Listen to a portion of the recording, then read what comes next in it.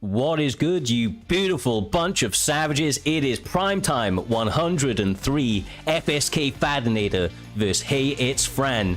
This is set to be one hell of a card, a bit of a shorter one than normal. We have 13-14 fights scheduled ahead of us, 2 title fights as per usual. And calling all of this action here this evening are 2 of the most prolific in the game, J-Dime TV and Doctor. How you doing, lads? You want me to do it, Doc, or you got it? Okay, I've got it. Been out of the booth for a while, but get back into it pretty much.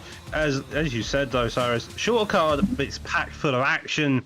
A mental main event here tonight. Fran's on a +6 win streak. He's going up against 10-0 Fadinator. This man has cleared out nearly the entirety of the division. He's not far off looking like he's going to be the new GOAT of the Xbox side, and that's going to be one hell of an interesting fight there. The co-main, Smudger versus Ripe.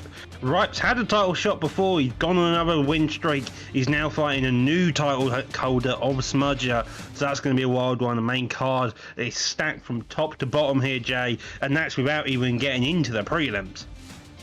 Yeah, let's talk about the prelims too. We got Trixie on the prelims. Like, you know, Trixie was once, maybe still, the GOAT, but he's been on a skid. He hasn't been the same. He's working his way back up to the main card again. So that'll be interesting.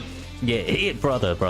Trixie, when he's when his back's up against the wall, he is at his most dangerous, and that's a scary thought. He has been on a little bit of a win-loss sort of kind of session recently and going up against Smashy. This is a big opportunity for him to breach back into that main card and start to put the run together towards the end of this season. But quite honestly, the entirety of that card, when I look through it, there's too many names to stand out. We don't really like wasting much time here in Primetime MMA, so without further delay, we have these guys set up for the first one. J-Dime, Mr. Humbledink.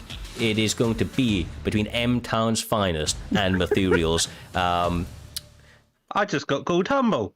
You just got called humble? Yeah, you just called me humble. You just called him humble. You said, J-Dime, Mr. Humble. My bad, bro. Humble looks a little different today. I just called Mr. Humble. Well then. Oh, bro. You'll have to let me off. It is habit, my man. Habit, Doc. Habit. But still applies, bro. Doc. Well then, M-Town finest. This man is a killer in the cage for a fantastic head movement, really good striking, using a grappler pick though as Rivera. This man's got hands though, so he can definitely play to either side.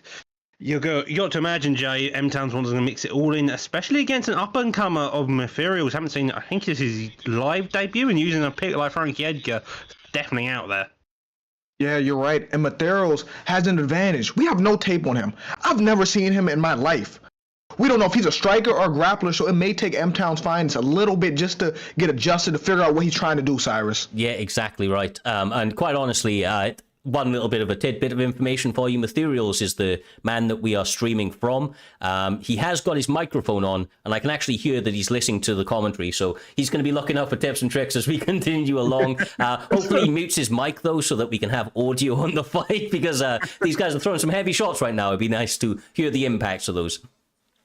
Well, so far on the front foot is M-Town leading the charge, working past that block, making sure that jab is established well. Now shooting the takedown, Jay. So far, M-Town's shown that he's able to control the situation, put on a good performance, but he's got to do that for another 3 minutes. And Materials on bottom, so you've got to imagine he's wanting to build up, maybe find a different way to put some damage on the board. Yeah, but if I'm Materials right here, this is a bad situation. He could be nervous because this is his first time on Primetime Live, so he could make bad transitions, just panic on the ground because of that, Doc. This, but yeah, exactly. Bright lights, big league, new setting, have 60, 70 people watching you, even just at the beginning of the card. It grows in more as you get to the higher up into our main event, and that's just a lot of nerves, a lot of scarcity, and as you say, people do make mistakes. Yeah, prep pressure's definitely on him. I feel like I remember the name Materials, though. I feel like he's maybe like an old face reappearing. I could be wrong on that. He is getting work put on him right now, because let's be straight up, M-Town's finest and the KM group as a whole, they are some of the more tricky players in this game, J-Dime, but moving from position to position, Materials trying to stay safe, but kind of one-way traffic from M-Town's right now. Yeah, if I'm Materials, right now with a little bit over a minute left, I can't panic, but I have to get back to my feet. Just mitigate some of this damage because he's just been on his back this whole round, Doc. Yeah, it's more about going, okay, I've lost this round, but let's see what I can score. Let's see if I can find any holes to make bigger and better adjustments coming to the second round, because that's kind of the idea of the way the first round works. First round's typically this round where one person dominates. The second round is where adjustments are made and you start to see a person come back, and that's a fantastic reversal. What will he do? Ooh, that's a nice denial, and this is good for his confidence that he may finish this round on top after being on bottom, so he can go in the next round with a little bit of confidence that he was able to counter some of the wrestling at the end, Cyrus. Yeah, definitely, man. Mental win, if nothing else. Obviously, he's going to be behind in this round, but like you say, a little bit of confidence, just showing that he's able to do it. Got to be very, very careful of not ending up on the mat early in the second round, though, Doc, because we saw that M-Town seems to have an advantage in those positions, to say the least.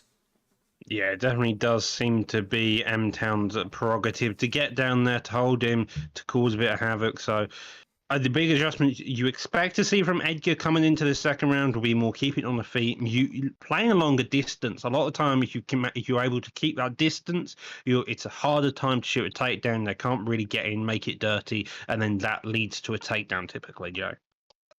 Yeah, and I'm going to be honest. You know how they took a bow right there? I'm scared to take a bow at this point in this game because sometimes you do a bad taunt and now you knocked out, and that happened to me yesterday, Cyrus. Yeah, it's too easy to happen, man. I will say that Frankie Edgar right now, Materials, he is throwing everything like straight down the pipe, Doc. It's all like jab straight, knees. M-Town is a guy that does make adjustments very, very well, so I'd be interested to see if he's able to...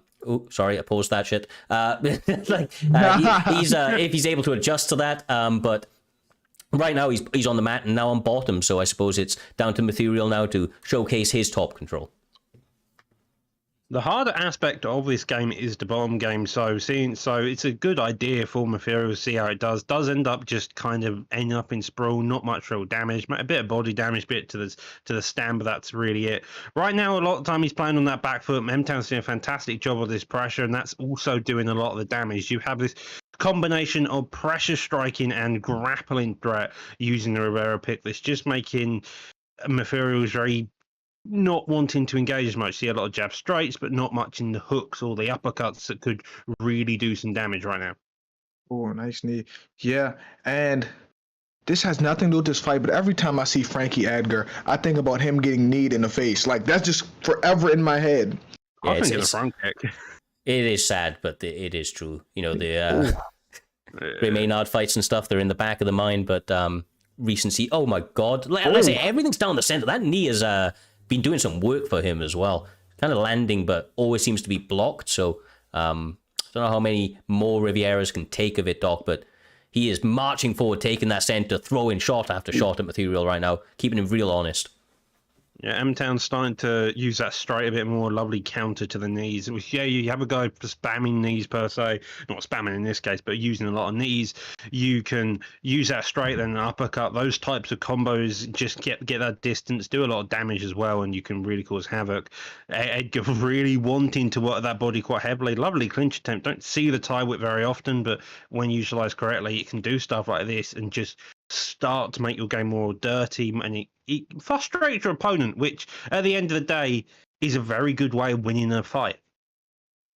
Nice. You're right about that. And he's getting really generous with them knees when they're on the feet, and I'm here for it. If you want a knee spam, do it. It's whatever it takes to win. Forget your morals, forget your principles. Do what it takes within the rules to win, Cyrus. You don't have to be loved to win, right? And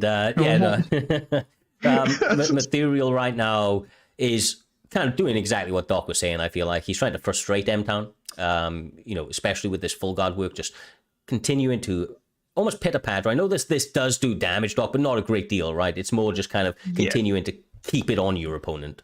Yeah, pretty much. Full guard's one of those weird positions where honestly, you're more at risk of getting reversed than you are doing any significant damage 9 times out of 10, unless you've dropped them from a KO, from a knockdown per se. So, because you're more likely to end up in back sitting or just get flipped completely over into top mount on occasions. It's one of those, but it is really good at storing like significant damage, at least on the scorecard. So, it's a trade-off, I suppose. Ooh. Oh, he's listening. Oh, he's listening. You see the way he threw that knee? Oh, he's listening 100%. And it's 1-1 right now. So, or it could be. I don't know. I see it 1-1, but sure. I'm not a judge, Cyrus. No. I'm with you on it. No, my goodness. Oh, the power of error coming out, putting on the patience. Oh, lovely committed. The straight there coming out even more to fruition, doing more damage to that body as well. He's getting that payback from the knees he had to cope with earlier. Now stuck against this cage, we've seen him countless times, circling out just a bit more.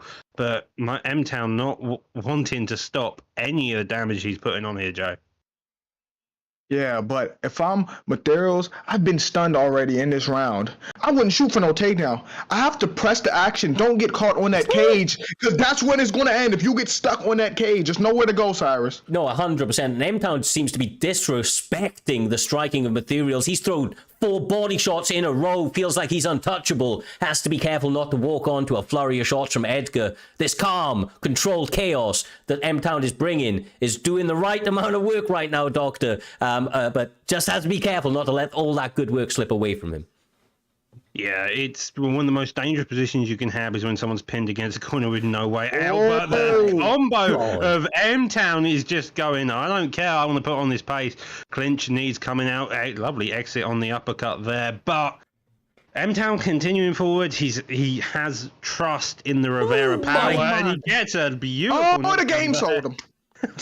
Oh my! And the game just sold his finish right there. He was just swinging that air when he was trying to jump.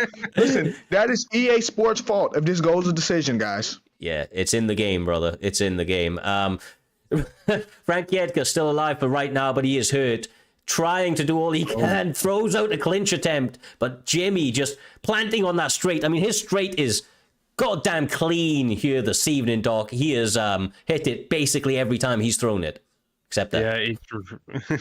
Yeah, no, the straight has been one of his main tools. He's realised that Frankie Edgar wants to use a lot of the clinch, a lot of the knees, and one of the biggest counter to that. Oh my God! My God, bro. Oh my God. Into overhand, floored the man, made the block overcommit, and M-Town showing what he is a striker to be feared. My God. Yeah, I honestly started to feel a little bit concerned for M-Town coming into that second round, Jay. He was getting pressed. The grappling was kind of going against him. And it looked like Material was, really on the winning track. The momentum building in his favor. But M-Town's finally showing some veteran savvy to be able to turn it all around there. Yeah, and he put his lights out. I'd love to see what the judges' scorecards is, because I feel like it's going to be some BS. So can you please hit the judges' scorecards? Yeah, good man, Material. He is... round 1, that's Materials. That might have even been Materials round, bro. He didn't. No. I want to see the end. Go back. I want to see what was the actual scorecards. I want to see. 19-19 going into that. That's fair enough. Yeah. Okay. Fun fight. Very fun fight to start us off in the first one. Almost didn't happen there, Doc, but glad that it was able to get squeezed in just before we went live. And yeah, fun way to start it. I think that Material put on a good showcase of himself. Didn't go his way here this evening. He was 3-1 on a 3-fight win streak in that one. Obviously, M-Town, a veteran, now advances to 7-4. Not been the best season for M-Town, but he has been fighting the best of the best. And of course, when you're fighting at the upper echelon of that Xbox division, it's difficult to not come away with a couple of L's here and there. So he's going to be very happy to be back on those winning tracks, and it sets us up, Jay, for the next one. And we have Logical up against Mad Dog. I believe this one is also on the Xbox. Yes, it is. It's on the Xbox side of it, and it is in featherweight, so we're going to see Zabit up against Dustin, it would appear, Jay. Okay, I'm terrified of that matchup because Zabit is crafty, right? But he's got the first of all, he has no hand speed, he has no hand power, his cardio sucks. We're going to be real. He has all the tools he have. It's cool, but you got to be a hell of a fighter to use him right now in the comp scene. Zabit's kind of fun, to be honest. Like, he's got some really flashy kicks. Yeah, he has no cardio. But if you use a bit of the grappling prowess, so if you grapple heavily for maybe a round or two, do a lot of your damage on the mat, and then within that third round, you can start going full flashy style. It's actually a very viable pick. I do actually kind of like him. Also, you say he's got bad hand speed. He's quite long, so you don't need to be very quick. You just need to be very pokey and proddy. And especially in someone like Dustin, where you have that height difference, it's very possible to play that type of style. Yeah, 100%. Well, as these guys are just readying up, hopefully Logical accepts and signs that contract to fight right here, right now against Mad Dog. It does seem like it would be a fun fight, but we'll take this opportunity to give a thank you to Young Lapo and Matrix Born, two of the OGs of the community, coming through with some resubs 4 and 5 months. You guys appreciate the continued support. J Dime, with this one here, obviously you mentioned some of the drawbacks of Zabit that he can have. How much of an impact do you think an Assault Agari trip can be in the matchup? Because obviously the grappling is really where you can start to equalize things out, I feel. An Assault Agari trip changes everything, first of all. So you know what type of impact that has. But Doc was right with the grappling. He can use the range, and he's a really good kicker. I was just naming the deficiencies that he had. True. Well, Poirier already starting on a very quick start. He's just putting pressure on. Doesn't want to give Logical any of that range. And I think that's a very good adjustment to make at the very beginning of the round, because that's going to force Logical to make mistakes, and he's going to be forced to do something like this. But will he be able to get it? He does. Yeah, genuinely, even before the takedown attempt, Logical looked very good. The shots he was choosing, he was using the right shots, and he was variating between the head and the body, keeping it fresh, ducked very nicely, some nice head movement, and then secured the takedown on a perfectly timed shot. Does find himself in Dustin Poirier's full guard, which means rubber guard is always going to be there, Doctor, but doesn't waste any time getting into stacked guard and trying to get self some damage early in this round. Lovely reversal there, going into the half guard, but straight back into this. This Zabit, though, doesn't have rubber guard, so he's going to be looking for more blatant reversals. Maybe, I think he may have a Kimura that he could threaten if Mad Dog isn't careful, but you got to imagine you want to be out of full guard either way and just start to really build up and do more damage. When did they remove that, his rubber guard? I think so. In this game, Zabit's moves are more wrestling based and not BJJ, unlike in UFC 3 where they made him BJJ based. It's really weird. I never really used him on UFC 4, but I always thought he had it for some reason. But good to know that he doesn't. But either way, he doesn't have to worry about that now. Jay finds himself in top control, inside control, sorry. Obviously where Zabit wants to be, especially in this early segment of the fight. All seems to be going Logical's way right now. What would you like to see from Dustin to kind of, get himself back to his feet? Yeah, all Dustin has to do is just keep fighting off his back. Be patient with it. He needs one to now for real for a reversal if they get in a full guard. But this is not what he wants here, Doc. No, lovely denial there as well. That's very quick, maybe the nerves getting to him quickly, but now into top mount we go. Raining down the shots, fairly composed. Nice blocking on that one hook, but some damage did manage to seep through. Back into half guard, less damage in position, but Zabit can easily regain that, go into side control if he wants to. But get up there, Jay, and you've got to imagine this is going to start to play in his mind. He's going to be wary of that takedown. He don't want to be too aggressive, but for the looks of it, he just wants to continue forward. Yeah, but I think Dustin's going to get more aggressive now, which may lead to counters, only because he wants to get it back, because he was on his back most of the round, so that's when the ego sips in, Cyrus. Yeah, 100%, and he was hyper-aggressive before the takedown. It's only going to continue to, get under his skin, the takedown and the top control time from Zabit in the majority of that first round. But I will say that Mad Dog seemed to stay composed as long as he cannot allow himself to mentally lose this fight here, Doc. He's still very, very much in with a good chance of winning. Use that jab, use that boxing, and you can stop, stave off the takedown. But it's all about the mental game at this stage, I feel. Ooh. Yeah, it's definitely mentality and who can stay in the game longer so far. I think, was that a fake glove touch we saw just then? Digging down to that body in a fancy style. That may get him caught if he's not careful on the uppercut, though. So, Jay, I have some background information. We have Wavy in the chat saying that he's in Mad Dog's corner, B3 influence in this one. And I have to say, you can see it, bro. You can see it. People gonna hate you. Wavy's gonna hate me for this. Wavy, why are you cornering him? You're washed. Like, there's no reason for you to corner him. Wow. Jesus. Savagery, brother. Savagery. Bro, that may be a fight we have to set up in future. Well, I have to say Mad Dog doing a much better job in this round. He has kept it on the feet so far. He is blocking those head kicks. If he gets one good time duck, he could end Zabit's night very, very quickly. But so far being calculated and measured in his approach here. I was going to call you humble again, Doc.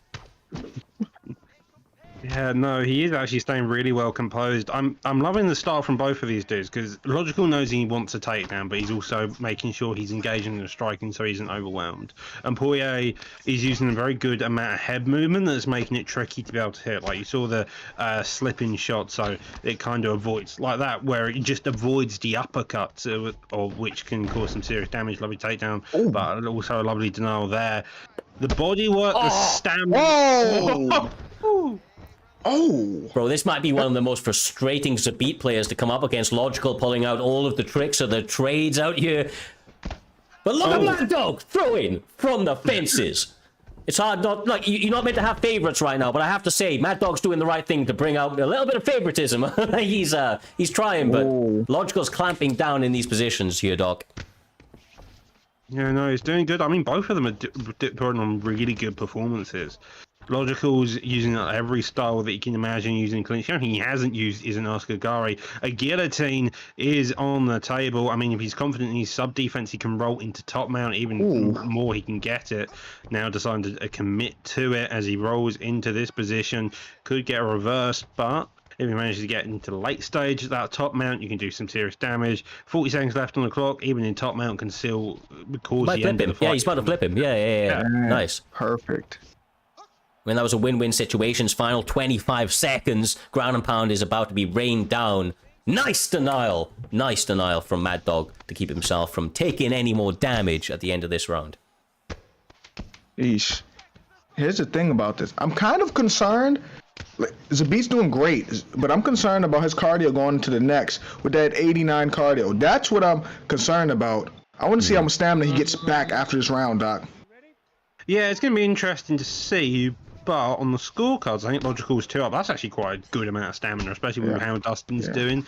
So I think in this case, it's now for Logical. If he's confident in the first round, he's now just got to make sure he is careful, he's concise, and he can go to decision and do it. But he's looking like he wants to cause some absolute havoc on the feet here. And there it is. And there it is. There it is indeed. Can't go using Zabit without using the Oscar trip. Getting it nicely. Denial. Now Kimura. This is going to be dangerous. Sorry, sub defense at the end of round 2, Cyrus. This is going to be deep. This is going to be deep, bro. Like, the defense was good last time round, and he's doing a good job this time. But when you get an advantage in the sub offense, the bar goes quicker and quicker. It may be over. It may be over. This may be done. This is over. Hey, that was beautiful. Really that was beautiful. Like some people say, Conor McGregor's left hand is the equalizer. His Osada trip was the equalizer right there. The submission he clamped on afterwards, beautiful, beautiful work. Logical timed that up very, very nicely. Commiserations, of course, to his opponent, who came out here, put on a strong performance when he was on the feet, but ultimately, when it came to the grappling realm, Doc, Logical was just a little bit too much.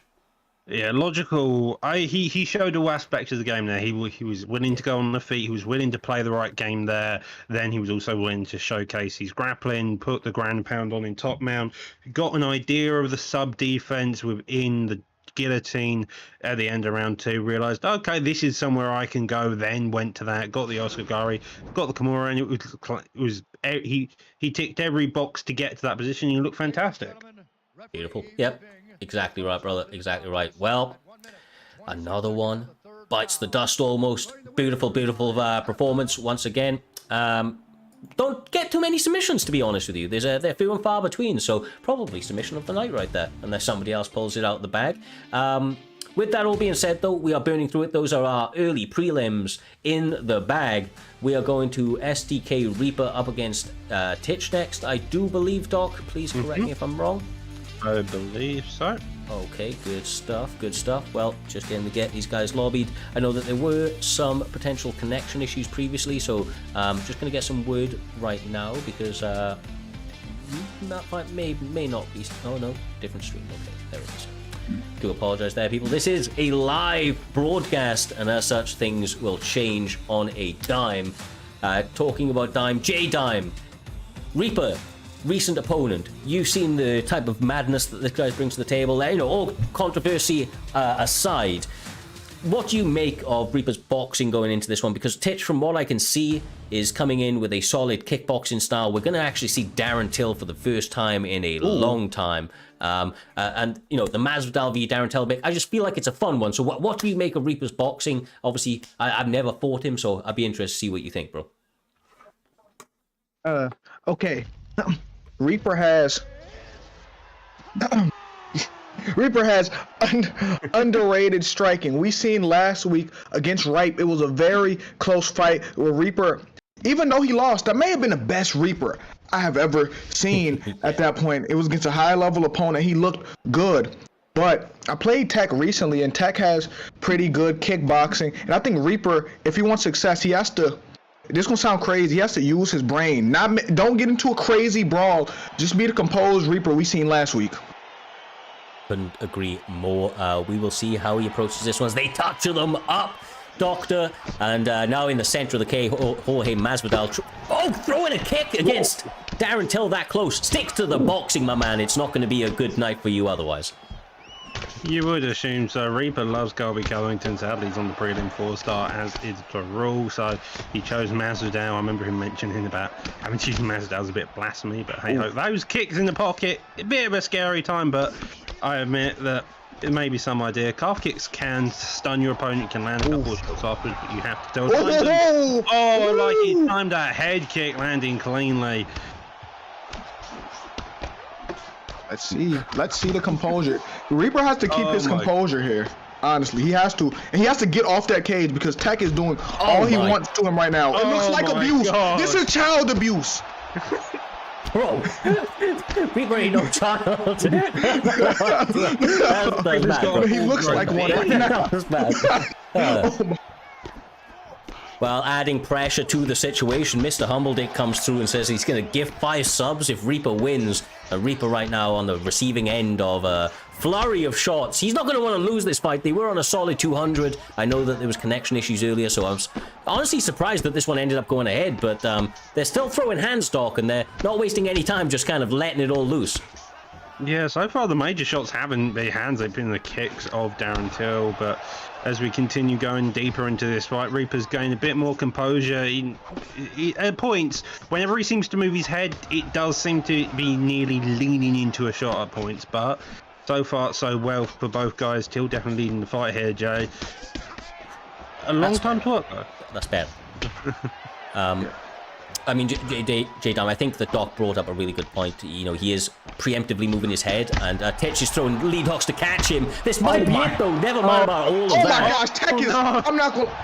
I told y'all, this looks like child abuse right now, and Reaper has to get his composure back, and honestly, he has to either land some big leather without opening up, or just survive. There's maybe a next round. You don't have to get everything back right now. Reaper just needs to go to the judges. He'll be fine.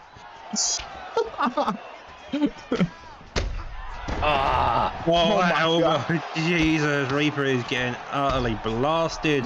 And it comes out and gets the finish. Jesus. I'd like to say something about that. Listen, there were no judges in that. That was a utter beatdown. That was child abuse. And if I'm Reaper, I'm going to get on my PlayStation and block him right now.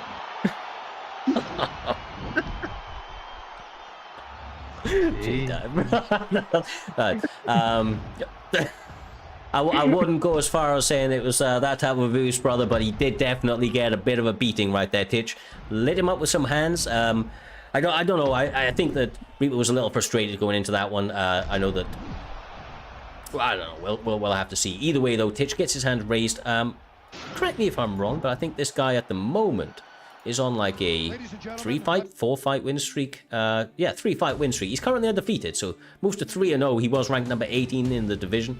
This will probably put him in or about that top 15 sort of spot, and we'll have to see where he goes from there. But talking about B3 a little bit earlier on here this evening, Doc, we're going to be having B3 Blackout going up against, is it Nazilla? I think so. I don't know. I think this is, again, his live debut. He's gone 2-0 on unaired. He's looking to go against, and he's been stuck against a killer like Blackout. Is that a death sentence? We're about to find out. This man doesn't go out the first round typically, and he's also a middleweight. So you know for a fact that if Blackout hasn't got the Nick Diaz pick, he's going to be even more annoyed. That's just the way that goes when it comes to Blackout. Well, he did not get the Nick Diaz pick. He did instead go the Axe Murderer himself, Vandalay Silva, and I couldn't think of a better fighter to to showcase some of the B3 style here. So we'll have to see how this one goes. But Nick Diaz up against Vandy should be a fun one, J-Dime. Two of the legends going at it here early in the prelims of Primetime 103. Yeah, and shout out to Blackout Bullies too, because we've never seen him or mostly any B3 fighters in a boring fight. So this is going to be a fight that Doc enjoys to see. I love the B3 boys. All of them put on killer fights. Blackout, even more so. This man will throw combos after slip hooking you. Doesn't bother with the touch club. He is annoyed. You've stolen his pick, putting on his pressure already, and this seems to be the way the fight's Oh my God. Oh my. Oh my. Oh my God. Oh my goodness. He does a good job of answering back with a couple, but this is a bit of a putting him on notice right here. Oh, bro. Tension is big in the air. Blackout already getting the stun. You know for a fact Nazilla is like trying to find a hole, but he also doesn't want to open up his defenses too much, because Wanderlei hooks come at you like absolute sledgehammers, and you maybe put out cold if you're not careful. Yeah, he has to fight. He has to fight longer than he's fighting right now. He has to keep him on the outside. I know Nick Diaz don't have the best footwork, but use it. Do not be in the pocket with Wanderlei Silva with them hooks that he loved to throw, Cyrus. Definitely, bro. Honestly, I think he should be using that little side kick and that, keeping the distance from him, because right now, you know, Blackout is just walking him down, bro. He is dog walking him, not allowing him a moment to breathe. That right hook continues to crack on the chin of Nick Diaz, and he's got a historically amazing chin here, Doc, but he needs it going up against the Axe Murderer. Oh, Blackout, has the man taken a step back? I don't think he has. He's been punched back. He's been punched back, but he's Oh not my moved God, back. bro. Oh my God. Oh my God. This pressure is killing him. This is suffocating him right now. Can't breathe, bro. Like, Oh my. Oh, bro. yeah. Oh my Oh, God. he got the stun. Nick Diaz got the stun. What? No, he didn't, did he? Yes. Yeah, he did. He's the one who got the stun in that. It took me a second to work it out as well. Oh my God. Well, this is, if you haven't seen the B3 boys before, now you have. This is the style they come in with. They don't take a step back. They will stay on that black line. You won't be able to move back. And even if you stun them, they're going to stand in place and chill. A Teep there coming out, a punch that you don't typically see, but Jesus. Yeah, this encapsulates the relentless pressure that Blackout and the B3 boys are all about. Nazilla doing a good job, to be honest with you. You know, staying alive in this one, but he is just, like I say, the pressure is not stopping. If he can take it late, then, you know, he may be able to turn this one around, but I don't know many people that can stand in front of somebody like Blackout when they're unloading shot after shot like this, J-Dime. Feels like it's only a matter of time. Yeah. Nick Diaz needs a really good counter to sit him down. Oh my God! Oh, he looks like he's going to be done. Oh my God! Oh my God! Is it another first round finish? No, he survives. Oh. He survived. I don't know how, but he survived it. Jesus. I think from Nick Diaz, I feel like the health stats of Nick Diaz only just survived there. A quick glance at those stats, I believe Nick Diaz barely managed to land above 10 significant strikes, but oh my, yeah, if I'm Nazilla, I know it's Blackout, and I know it's the B3 boys, and what I'm about to say is arguably blasphemy in a fight with these two. Shoot a takedown. Please. I agree. Please shoot a takedown. Yeah, if you're Nick, I mean, it's needed, but... Yeah. I mean, it's maybe a little too late right now, but a nice little combination back in response, trying to keep Blackout honest, but I don't know if that's going to be enough. Right hand lands! Oh! My God. Oh, my God. He's still going for it. Non-stop. Oh, and he catches it back. Oh, he gets a son. Will he make the comeback? Will Nick do it? This is sensational, man. This is it. Oh my. Oh my gosh. Oh. Nick Diaz finding the home free shots now, getting the stuns twice in a row. Head kick just gets fired out of nowhere. The stamina Wanderlay's a bit lower now, and I think that's allowing the opportunities that Straight Lee took is causing some issues. As Blackout gets caught. Oh my gosh. Them hooks. Bro, I don't know how either one of these guys is standing. I'm almost lost for words, which is a unique feeling for me. But oh my God, there isn't much left in this. There isn't much. Oh my God. Oh my God. He survived somehow. How is he surviving? The world may never know. Bro, Nick he has a chance. Oh, he still has a chance. Oh no, he don't. He don't have a chance in hell right now. I don't know how he keeps doing this on the ground. His defense on the mat is impregnable right now. It's really impressive. Oh. But I think so is the fact the Blackout's just continuing forward. Like, all of this fight is just tension beyond belief as both shots grow closer to trying to KO each other. Slip hooks and just... Oh my God!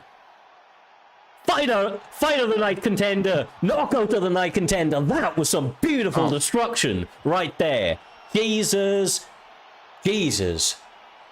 What a performance. What a performance, J-Dime, from B3 Blackout Bullies. And of course, even his opponent who came through and looked like he was hanging in there, bro. He got a couple of rocks himself, Nazilla. This is that was a crazy fight, bro. Classic. Listen to me. See how many strikes he threw? That is classic Blackout. Even if he gets stunned, he's still gonna go forward. Either you going out or he's going out. It's not going to no decision, Doc. That was just insane. I think the fact Diaz managed to get out of that second round, get out of the first round, come back, score a couple more stuns was impressive in itself. Yeah, that's a loss for Nazilla, but that's nothing. Only adds more to his factor. He can stand there with the best of them and put on one hell of a bloody performance. That was impressive. Yeah, exactly right. That's fine. So yeah, with the next one, we move on nice and swiftly. We have got another Kingsman stepping into this one. KM Capillary up against Mark Dev. Must mean that this is on Xbox, I would assume, Doctor, just to throw it back to you for a moment. What can you tell us about Mark Dev at the moment? Is this his debut on the live cards? Possibly. He's on a +3 win streak, so I believe so. Has one more stream one, now looking to make it up into the higher echelons of our Xbox division. Mark Dev is a grappler, I believe. He's got a very good grappling base, but I think he's been recently turning it around to become into more of a striker, and if he wants to test it out against one of KM's own Capillary, that's going to be a very interesting fight. Capillary, a kickboxer all round, and with a pick like Max Holloway, I fully expect that to be cat's plated here. Man, I'm looking really forward to this because I've never seen Mark Dev fight in my entire life. I don't know. I heard what Doc said. He could fight completely different though than what Doc said. I've never seen him. Exactly right. And with such little footage, that means that his opponent is going to be, or have been, unable to prepare for him accurately. But going with this Max Holloway pick here in this weight class, he's going to try and approach this with a death by 1,000 cuts sort of vibe, but has to be ever careful of that boxing of Jorge Masvidal, especially in this weight class. Doc, it is, he's got some heavy hands, basically. Yeah, he really does. Against someone like Holloway, those heavy hands can be really, really good. If you're Holloway, you want to be working that body. You want to be turning your cardio into a weapon here, not necessarily the damage, because the Holloway's entire style is death by 1,000 cuts, Jay. So you want to just be constant pitter patter, constantly there, ruin the block, ruin the body, ruin the stamina, and eventually your idea is for Masvidal to fall down like Alistair Cobb. Yeah, but you got to be careful and not being down too much against Max Holloway because, oh my goodness, how he eat that. Because the punches will start to add up with Max Holloway, and he's going to keep accumulating and accumulating more, Cyrus. Yeah, exactly right. I love the fact that Max Holloway feinted a knee and then Jorge threw a knee. You know, it's kind of like reminds me of you a little bit, Doc. You know, anytime you see somebody do something, you're like, okay, shit, I got to do that too. Jorge shooting for takedown though. That's a bit unorthodox early in the first round, but might have been a smart move considering Capillary is kind of putting it on him on here, Jay. I don't think it was smart because look at Masvidal's stamina too. I don't think it was smart. Because you don't want to get a stamina deficit against someone who never gets tired like Max, Doc, and he getting punched. Oh, that head health is absolutely gone. The block went pretty soon as well. Now onto the ground, gets a reversal. That takedown may not have worked, but it has led to some grappling exchanges. Now Mark Dev being the one on top could definitely do with the damage, but instead though, roly-poly round, Holloway taking top position now. Yep, full guard, not exactly the best spot, as we mentioned earlier, but not the worst either. You are accumulating some top control, a couple of bunny shots trying to build up that GA, but these guys kind of neutralizing each other in this position right now. Does decide to separate and go back to where his work was getting best done. Capillary does seem to be quite in control on the feet right now, Jay. The confidence is not just, you know, it's not only confidence, he seems to have a technical advantage that, you know, his opponent can quite clearly feel. Yeah, and to me, if I'm Max Holloway, I'm happy right now. I'm confident because Jorge tried to take his back, tried to double leg barrel him. He tried to taking him down. So now I'm like, he can't strike with me. That's how I feel if I'm Max Holloway, Doc. Yeah, it definitely does seem to seriously be the case if you're either one of these guys is... Capillary's made some really good adjustments, and those adjustments have worked fantastically for the beginning of this fight. The first round going in his favour. See, he's pitter-pattered shots, worked the body, worked the cardio, and it's just looking more and more impressive, and more like Masvidal's going to have to dig deep. He's going to have to make some serious adjustments coming to the second round and really figure out what his game plan is. Nice. Yeah, for my money right now, look, if I'm a betting man, and I am a betting man, Capillary is getting more than just confident right now. Jorge Masvidal needs to really sit down on those punches, J-Dime. He needs to utilize some of the cleanest boxing, you know, that he has ever done in his life to get ahead, because Max Holloway is not easy to put away, and you haven't even kind of cracked that chin yet. You haven't done it the first time. You only have 5 minutes, or 10 minutes, sorry, to get that done. Yeah, and I don't know what you do if you're Jorge. What adjustments do you think he needs to make in this round right now, Doctor? Back away from the oh my God. the uppercut, don't die. Bro, he almost rage quit right there. He almost rage quit with it. I think he was thinking it's ranked he's played so much. Now, though, takedown does nearly happen. Holloway again, Jesus. It's just... Oh, I mean, the head kick just about lands. This is an awakening right now for the unedged, undefeated prospect trying to rise up through these ranks. He's getting a real valid test right now. There, in certain elements or certain areas, Doc, there seems to be a clear skill advantage in the favor of Capillary, but it doesn't seem to be putting off Jorge. He seems to be, at least, other than that moment, moment where he almost rage quit. Other than that, he seems to have been pretty composed. Never mind. My God. Oh My God! the hell! Oh my God! We apologize that everybody got robbed of a replay right there, but that was something He got else. robbed of his life.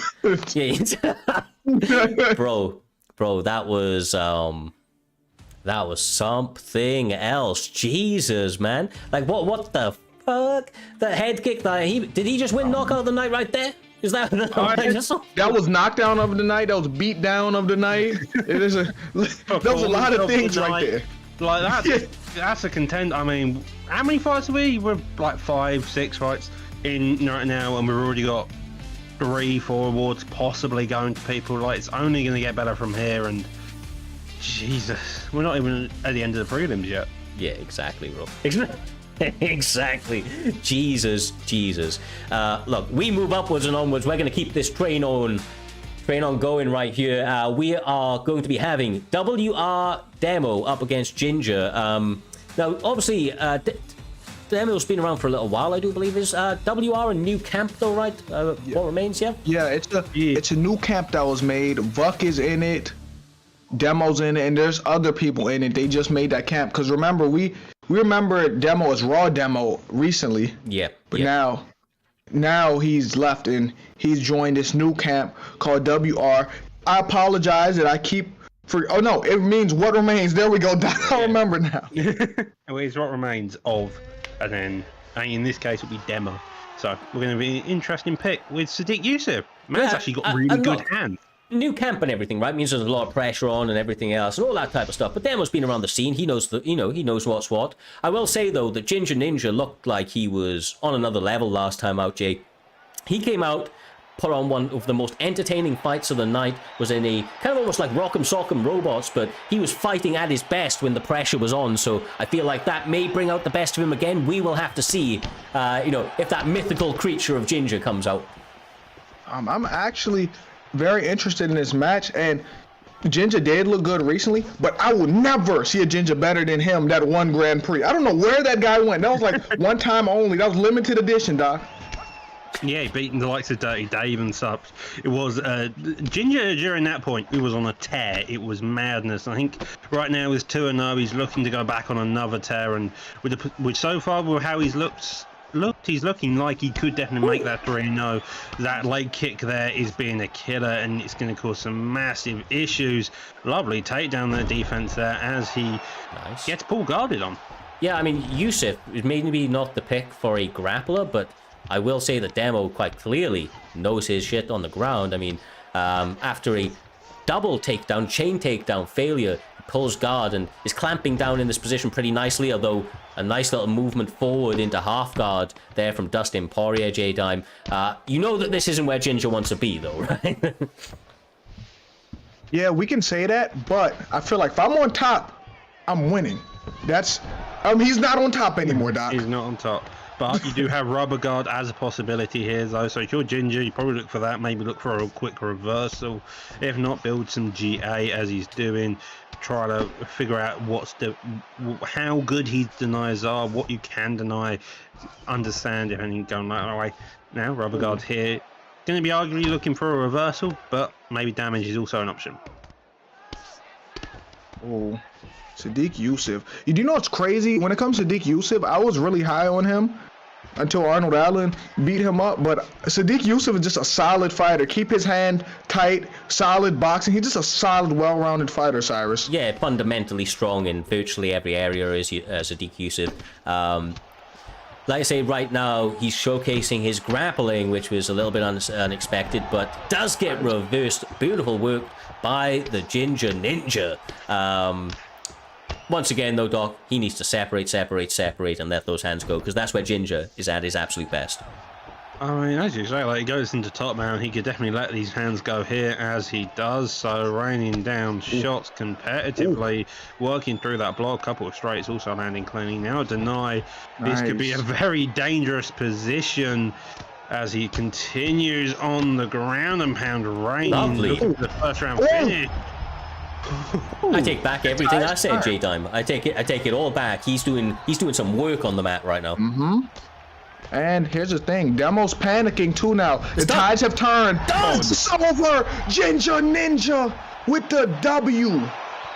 Oh, I tell you what, Doc, me and you have known this kid for a long old time, and I will tell you, the fact that he committed to the grappling and got the job done there shows the mature, the maturity in his game. The fact he's kind of leveled up to that. He used to get frustrated with that type of shit. We wouldn't have seen that sort of performance from him in the past. The fact he was able to dial it back, go and do his own work, and get the W. I really like that as a sign of what's to come with Ginger.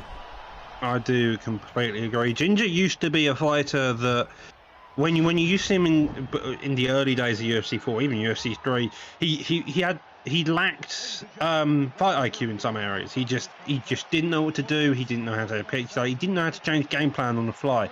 And you could see that Ginger wanted to strike at the beginning of this fight, but as soon as he got taken down, he readjusted. He went, okay, fine. I'm going to commit to the grappling. I'm going to show you that I can be a better grappler. And he did that, and that is really what you love to see from fighters as they grow, as they develop under the PrimeTime banner, is they start to get this better fight IQ, they start to make these better adjustments, and it just puts on for better and better fights, as you can see as we continue to go on this card, Jay.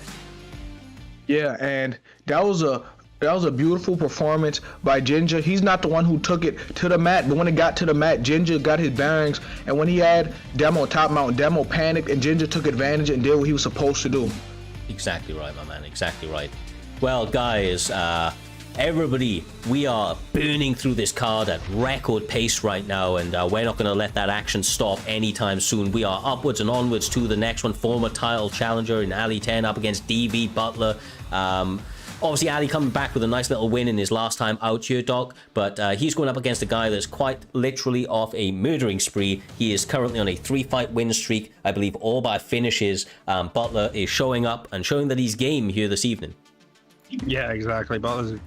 Butler's an interesting one. I think I've sparred him once and I got myself murdered, to put it lightly. I think this guy just came at me. I didn't know what to do, and I just got KO'd in very quick fashion. So that's my experience of Butler. I haven't particularly seen him on the live side. I think it's maybe his debut as well. A lot of them tonight, it's just, they build you these 0-6 on the unedge, then you start to fight the top of the division, and this is where you get to see, are they going to make it? Are they going to break it? And this is one of those fights. Much like Kevin Lee, we are about to see where Butler, is in this situation. He's from what Doc's saying, the fact that he came out with a grappler, and apparently he's a striking threat. I wonder what that means, but he's not wasting any time letting those hands go with Kevin Lee. Yeah, he's starting off good with Kevin Lee, and that's a rare pick, but y'all are going to hate me for saying this. Who is Jack? Have I seen Jack fight? Who is he? That's Butler, bro. That's Butler. Oh, okay. Yeah, no, okay. We think this might be his live card debut. Okay. So we another one we've never seen before. So there's no scouting report. So maybe he just takes over the fight and he wins this, Doc. I don't know. I'm just thinking about these picks, to be honest, because they're not the. It's Kevin Lee and it's Ponzinibbio. It's respect, though. I respect it, though. It is very much respect. Kevin Lee is the most mediocre 4-star I've ever known. Oh my God, mediocre? That's so disrespectful. I don't get me wrong. He's not. To be fair, no one uses him. He's really solid. Mediocre. He's not bad. He's just not good. As Ponzinibbio continues to land hands. Yo. Oh my God. Yeah. I mean, Ponzinibbio does have a couple of issues for his health stats. If I'm not mistaken, he's got an 88 chin, so you don't really want to get hurt. He's got really good hands, but his chin is a bit suspect. So this is a really good place for Ponzinibbio to be, getting those couple of knockdowns and now starting this wrestling aspect. So Kevin Lee's forced to be on that defense, forced to start figuring out how he's going to get up, just so Ponzinibbio's chin doesn't take as much damage. I respect whether he win or lose. I respect this Kevin Lee pick here because I don't have the balls to do that. It's like he's like in between bold and stupidity right now. You're not wrong, bro. You're not wrong. Oh my God. Look at that. Ali's looking focused, bro. Ali's another one of those guys that just seems to continue to level up his game every time he steps into this octagon. And he's showcasing that again here this evening. This is a lot more grappling than we've seen from Ali in the past there, Doctor. But he is maybe taking a page out of Ginger's book and trying to get the finish right here. Oh, Jesus. Yeah, definitely. In the past, you have seen Ali look kind of out of water in the grappling realm. He's always had a couple of issues. I remember against Fad, that was the Fadinator's path to victory. So he's definitely made those adjustments, and it's nice to see. He does get reversed, but so far he's getting Astonal as well, going for another one. Maybe not the best transition to do there, but if he can get this tonight. Lovely That work. also works. Ali right now is looking like a man possessed. He is maybe the best performance to date so far. Not over yet, though, as ground and pound rains down J-Dime. Jesus. Yeah, right now it's looking like Kevin Lee will never reach his full potential. I'm sorry, that's what it looks like, Doc. Oh my God. It's definitely looking that way as Kevin Lee's head gets bounced off the canvas at the end of that round. Massive adjustments need to be made by Kevin Lee, though. I think DB Butler's going to dig deep. Keep it on the feet would be the argument here, but he's also been bashed around there, so it's definitely going to be trying to find a hole that there doesn't seem to be hole to make a hole there. That went. Heard a lot of I don't know what you just said. There was a lot of holes right there, bro. Yeah, that went away from me. Well, he didn't find the hole in his game right there with that takedown as he defends it and turns him up against the cage. Nice work once again from Ponzinibbio, working those knees, working those short elbows and punches from this clinched position. Ali seems to have Jack, or Butler, we should say, J-Dime, really up against the fence right now. Whatever his name he wants to be right now, it's not changing this result. It's not changing none of this right now. Kevin Lee needs a gun. It's time to retire. It's over. And he's out cold. In the final time you will see Kevin Lee in the octagon. He retires here this evening. Unfortunately, did not go his way. But Ali 10 is on a meteoric rise once again out here. J-Dime getting another big W after what was probably his best performance to date.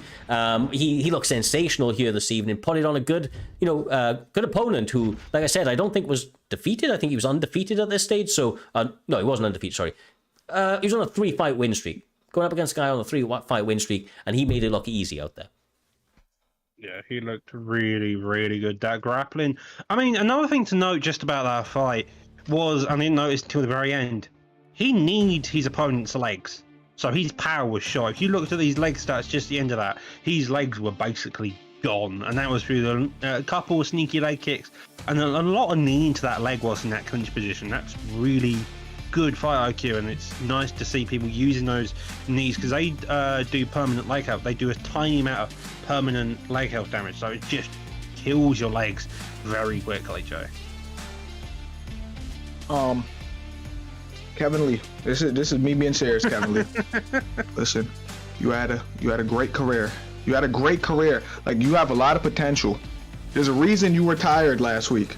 You can now hold the camera for your brother Keith Lee now. It's over. In prime time, in real life, it's just over. That was a heartfelt message from J-Dime to Kevin Lee. Kevin Lee finally finds out where he fits in this situation. But nevertheless, we move upwards and onwards to the next one. It is the featured fight of the freaking prelims. Doctor, it is between what is probably, if not still, the GOAT of the the Xbox division, a man that has had more defenses, more wins, and has set the records for those as such in BFAP motherfucking Trixie stepping in the cage. The lowest he's been down on the card in a while. He is focused and reinvigorated, trying to get back in to that upper part of the Xbox division. But as you well know, Doc, he has got an undefeated prospect in Smashy here this evening. 3-0 this man. This should be one hell of a fight with a lot of stakes online for both competitors. Yeah, a lot of stakes online for Trixie. It's making him his way back up into the main card. For Smashy, it's getting a killer under his belt, becoming the legend killer, going on a 4-fight win streak and going through a tear on the main card. In the middleweight division, this is a division which home for the 4 stars, so not sport for choice at all. One Day Silver, we saw him used earlier by not Kevin Lee. Blackout. A very different fighter indeed. But Gaslam in the other corner, a grappler, really good jab, really good leg kicks. Honestly, Gaslam can do it all, to be fair, Joe. Yeah, and with Trixie, we're going to see a different version of Wanderlei than we seen earlier, because Blackout is not going to take a step back. Trixie's going to be more strategic, maybe wait until the second round, more setups. It's not going to be one-way traffic, Cyrus. Yeah, no, definitely not, my man. It's touched them up. Gastelum now, oh my goodness. I was going to say Gastelum is going to be the guy that quite honestly can cause a little bit more problems because he can, although he's like probably got less range, I feel like, or less reach, he doesn't have the really short hooks that Silver does, and I feel like he can play that to his advantage if he tries to play a little bit longer out here.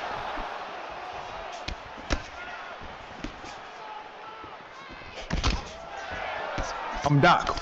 Yeah. So you talking? Yeah, I was gonna say. No, I was gonna say. No, I heard Loon talk, and then he just off at one point. I was like, huh? So I don't know if that's my end or what's going on there. Yeah, I mean, I didn't know that you didn't hear me, brother. But anyway, we digress. We move straight onwards. Trixie is bringing a bit of a different style here, Jay. He is being very aggressive in the first round. He's traditionally a slow starter, but obviously with it being 3 rounds only, he's quite clearly feels more comfortable now trying to let it all go in that first round. I want to know what range you're gonna fight in this whole fight, because both of them are short and stubby, Doctor. Doctor is doing something at the moment. That's okay. My bad, Doc, my fault. He took off his mess at that. That's fine. Apologies. I'm back. That's all good, brother. It's all good. Look, I will say Smashy doing a good job right now. He seems measured in his approach. He's utilizing the jab very, very effectively. Trixie, of course, on the other hand, using some Trixie moves to try and catch him on the way in and cause good amounts of damage. It's definitely going to be the case of who gets the first start and who gets the first knockdown. It seems both of them trading blows across the board. That jab of Gasland is really good, and I love the fact it's level 2. It's just such a long jab, and with the way Smashy is using it as well to get our distance, it's just causing massive havoc, especially with the short T-Rex arms of Wanderlei Silva. Trading in the pocket, though, maybe not the best idea when the man can hit you like a sledgehammer. Nice. Oh, lovely work. Smashy's actually really setting up some good shots right now as well, J-Dime. He's like almost catching Trixie on uppercuts, in high vulnerability a good number of times, and Trixie doesn't like it and decides to mix it up with a takedown. Oh, and this is bad for Calvin, especially with the power of Wanderlei Silva. You do not want to be here. If you're Calvin, you have to get up at all costs. There we go. Managing to do so. 50 seconds left on the clock. Still a lot to change around, and with the way these two have been trading, Cyrez, shots like that can definitely end it all. Yeah, exactly, bro. These guys both hit hard. Multiple knockouts on their resume, especially on the side of Wanderlei Silva and Trixie, for that matter. Gets a big walk right there. Sits him down. Oh my, okay, listen, you know why this is crazy? I'm gonna tell you why this is crazy. Because Wanderlei is the one who got stunned in that. No, what you call not Wanderlei? Oh my gosh, I said the wrong name. But yeah, great performance by Trixie nonetheless. Oh my, it was just like traffic. Like, there was just a lot happening just now. That's crazy, bro. That's crazy. Trixie does it again in historically what is always his best round, the second. Gets a finish in a big way. This was a bit of a different Trixie here this evening, Doctor. He came into this fight with a different game plan, a different level of pressure, almost a certain level of reckless abandon in his approach, but it was definitely all calculated and ultimately added up to a victory for this man. Indeed, he did. It was an interesting playstyle to use. I think that's mainly because it's Wanderlei Silva. You can't use him like any normal fighter. He's very short. Those hooks add a different story to your game, so you have to make your adjustments. And the adjustments Trixie did make were fantastic. Dealing with the jab, dealing with the length of Gaslam that he was given. He just found a good place to do it, and he put on a heck of a performance. That he did, my man. That he did. We have 6 or 7 fights left here this evening. We are making absolutely record time. What we will be doing with this one, you guys good to just burn through these ones? Get straight into it? Let's go. Let's do it, bro. Well, up first then, we will not be taking a break here this evening. We will be having Versatile up against Lapo to kick off this main card. Should be one hell of a fun one. I can see that Lapo has changed his gamer tag in honor of his last performance. We now have Versatile MMA versus Dirty Lapo after the Dirty Lapo, yeah, in honor of Dirty Dave and the performance he had last time out. He decided, you can't see it because unfortunately it's behind our cameras, but you'll see it in the game. Dirty Lapo, and he's going Islam Makhachev out here, J-Dime, up against Justin Gaethje. Should be a fun one, my man. Should be a fun one. Yeah, but I think When this match starts, Justin Gaethje needs to mix in body knees when he's up close and mix in them leg kicks. And don't just throw them randomly. Time them. Do some real setups to those leg kicks. When you're facing a wrestler like Islam, you have to do that, doctor. Yeah, exactly. And I mean, Justin, that's the one. Justin Gaethje's leg kicks are 5-star. So just if you get someone really well, you time one as he's even shooting the takedown, you can absolutely murder someone's leg and it'll be put on one hell of a performance. So that's going to be Versatile's approach. I mean, if you're Lapo, ideally shoot a takedown, I suppose. Like, Islam's got a good hand, he's got a good body take, he's got good body kicks, but a takedown is the idea as a flying knee comes out. Best way to start for Versatile MMA right there, saying you better be careful of when you shoot takedowns. You may eat a flying knee square to the face. Got to remember, Islam Makhachev did get knocked out by a bantamweight fighter as well, or was it flyweight fighter? So no. What flyweight fighter knocked him out? Oh no, I'm talking shit. Yeah. Are you talking about? Oh my god. Yeah, you're talking about the. I know exactly what you're talking about with that. Oh my god, I know. We'll move on, bro. Dead wrong, you know. You're dead wrong.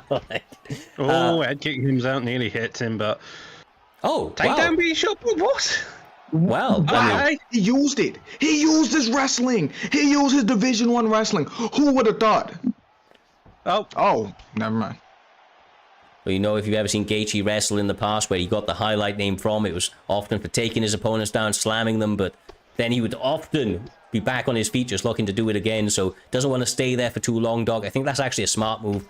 Back to the striking, but it's now just in the back of Lapo's mind, right? As he tries to go for his own. Goes for his own, does get denied. That's a lovely deny. A little clinch knee there, just does a bit of damage to punish Lapo for it. Looking to hold into the center of the octagon, gets pushed back towards that black line. This is where Gaethje wants to be, but he's got enough power where it just doesn't really matter. He can be anywhere and he can just cause havoc. Okay, then. Oh, this is what's scary about Islam, though. He doesn't have to wrestle. He has 94 speed, 94 punch power. He has a fast hands perk. You can legit just strike with him. He has a 95 footwork, doc. Yeah, I imagine so. 95 footwork. What, for Islam? Yes, you can. Yes, yeah, which is crazy. His stats are crazy. Islam. Why does Islam have 95 footwork? Because you're playing UFC 4. That's why. Okay, fair enough. I mean, the legs, though, that's gone completely switching stance, just about missing the other leg kick. That is absolutely shot. That's gonna lovely. Jesus! Oh! Dirty Lapo getting dirty out there, but still getting clipped. Oh my gosh! Oh, him being dirty may not help. Dave may actually have to get the controller for him to win this. Jesus. Justin Gaethje throwing a wide array of strikes at Dirty Lapo, showing the versatility in his striking. Able, through superior footwork, to stave off the takedowns at this point in the fight as well there, Doctor, but another one attempted and another one denied by Gaethje. Oh. Yeah, Gaethje's power has just been the name of the game for this entire fight. If Lapo wants to stand in the pocket with Gaethje, he's got to offer something that... I mean, a knee elbow, that's definitely a good offering. But again, that rear hook of Gaethje's has caused absolute havoc. And oh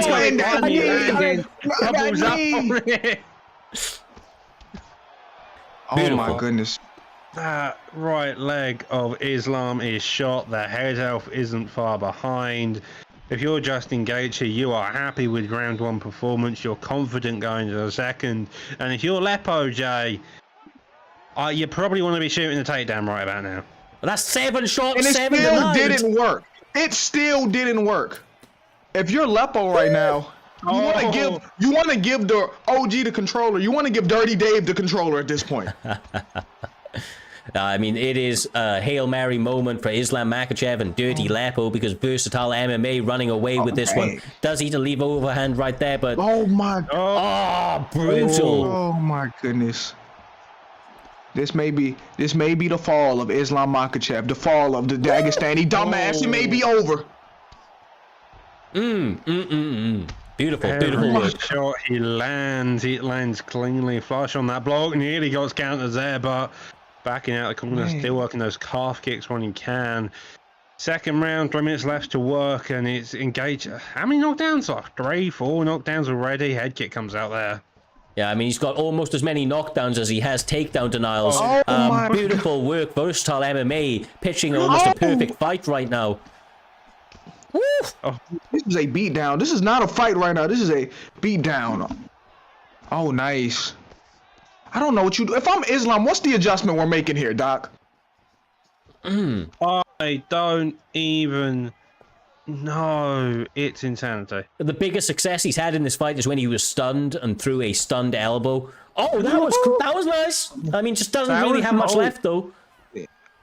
His gas tank is about halfway. He's slowly getting pelted more and more. Can you imagine Lapo comes back? The issue is he's got no power because his leg is absolutely shot. Right. That's half his issue. So he's landing for clean shots, but because of the legs being shot, he's just got no power or pack in his punch. Nice. Versatile utilizing the jab absolutely sensationally. That leg kick as well, adding up the left leg, becoming mincemeat also. Lapo trying to move that head, stay evasive out here. But Versatile maybe just getting the job done. There's a long time left in the round as well, Jay. A long time. Yeah. What if he eats up that other leg? Now what? Oh my gosh, will he make a comeback? Hold on. It actually may not be over. Bro, punched him out of midair right there, and what could have been a flying knee to end his night. Dirty Lapo doing all he can to get back into this fight, throwing out the jab, trying to be composed, but the head health blinking out here, Doctor, at every single second of this round. Rife's taking a different pace now. Oh, that's a lovely pidget lunge. Oh, Jesus, that nearly ended with death. Bro, you should let that head go. You should let that head get go, bro. Is Versatile just wanting to bully every inch of this man? He's got the head health blinking, both legs are shot, the body's not far behind, the block isn't either. It's just looking like it seems like Lapo has said something and Versatile's not taking kind to it and he wants to put an absolute beating on him, Joe. Your mic's muted, I think, brother. Oh, my bad. That was accident. Okay. He may have said something crazy about him. I want to hear the backstory because he's trying to humiliate him. And I feel like he said something about his mom or something. I don't know. Oh, Lapo is the type of guy to talk a bit of trash leading into his fights. If you've ever been around the Discord, you'll see his name popping up from time to time. Definitely getting into some arguments, but Versatile. Oh, my God. Oh, my. East. Oh. After being Beautiful. fake gloves. Oh, my. Oh, How? That shit ain't that good. Come on, guys. Bro, I mean, maybe that beard gives him +9 to his chin or something, because how is he eating all of that? Come on, I'm gonna say it's over. Thank God for the future health. I mean, Versatile goddamn A gets it done once again. Big W for him right there. Over Lapo, J-Dime, I feel like, he really showcased why he calls himself Versatile MMA.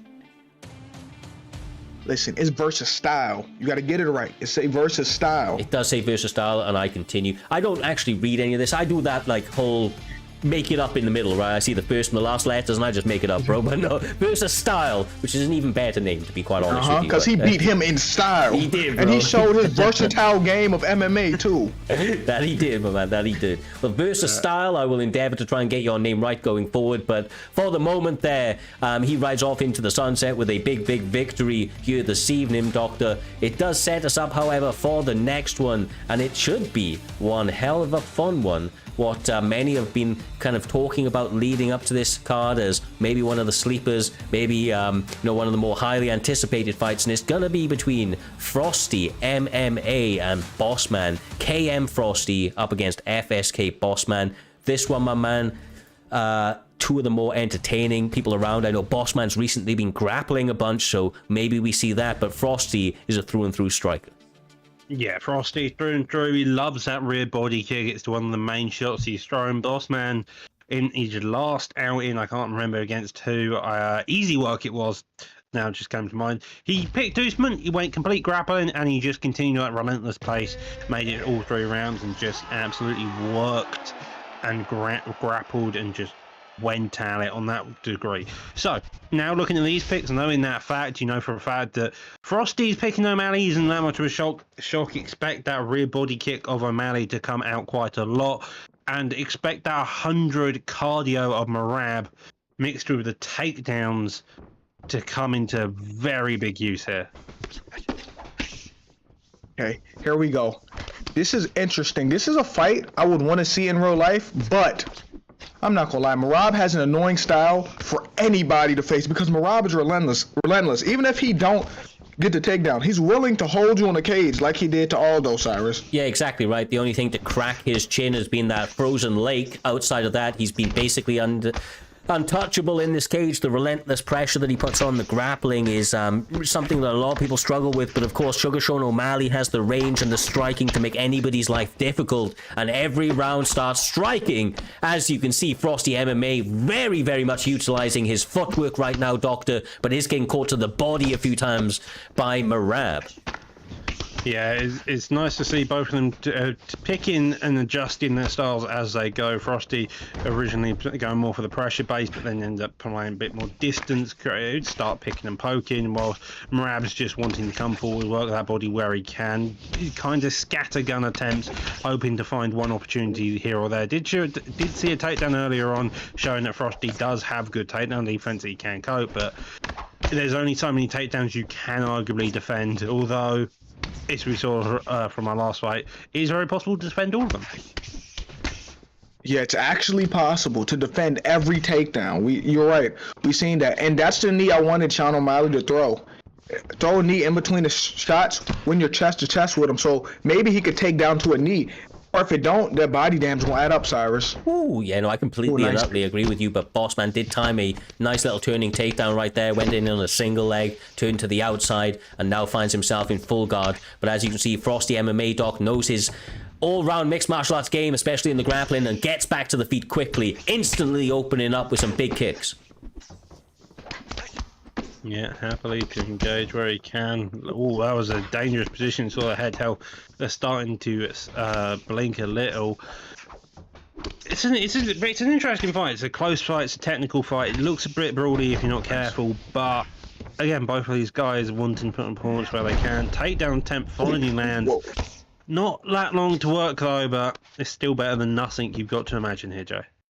Yeah, and I was just about to compliment Sean O'Malley before. I was about to say that footwork is giving Marab trouble. Then Marab just threw him to the floor, Cyrus. Yeah, so it's the problem, right? I mean, he's being fancy, but like, once again, for my money, this is actually kind of going Frosty's way right now. He's not spending long on the ground. He's been able to get back up very, very quickly, and on the feet, I think he's landing the better shots. Yeah, he's definitely landing the better shots, bro. Yeah. It's the leg kicks as well, which are helping him massively. It's just that does so much damage. It's little and often. It's hard to get a finish with them, but the reduction in power, the footwork, the fact that it puts GGA into your favour in a couple of cases as well. It's just a long list of stuff that benefits you in the long run. And it also really good for scoring significant strikes. You can like double your significant strikes if you just implement leg kicks.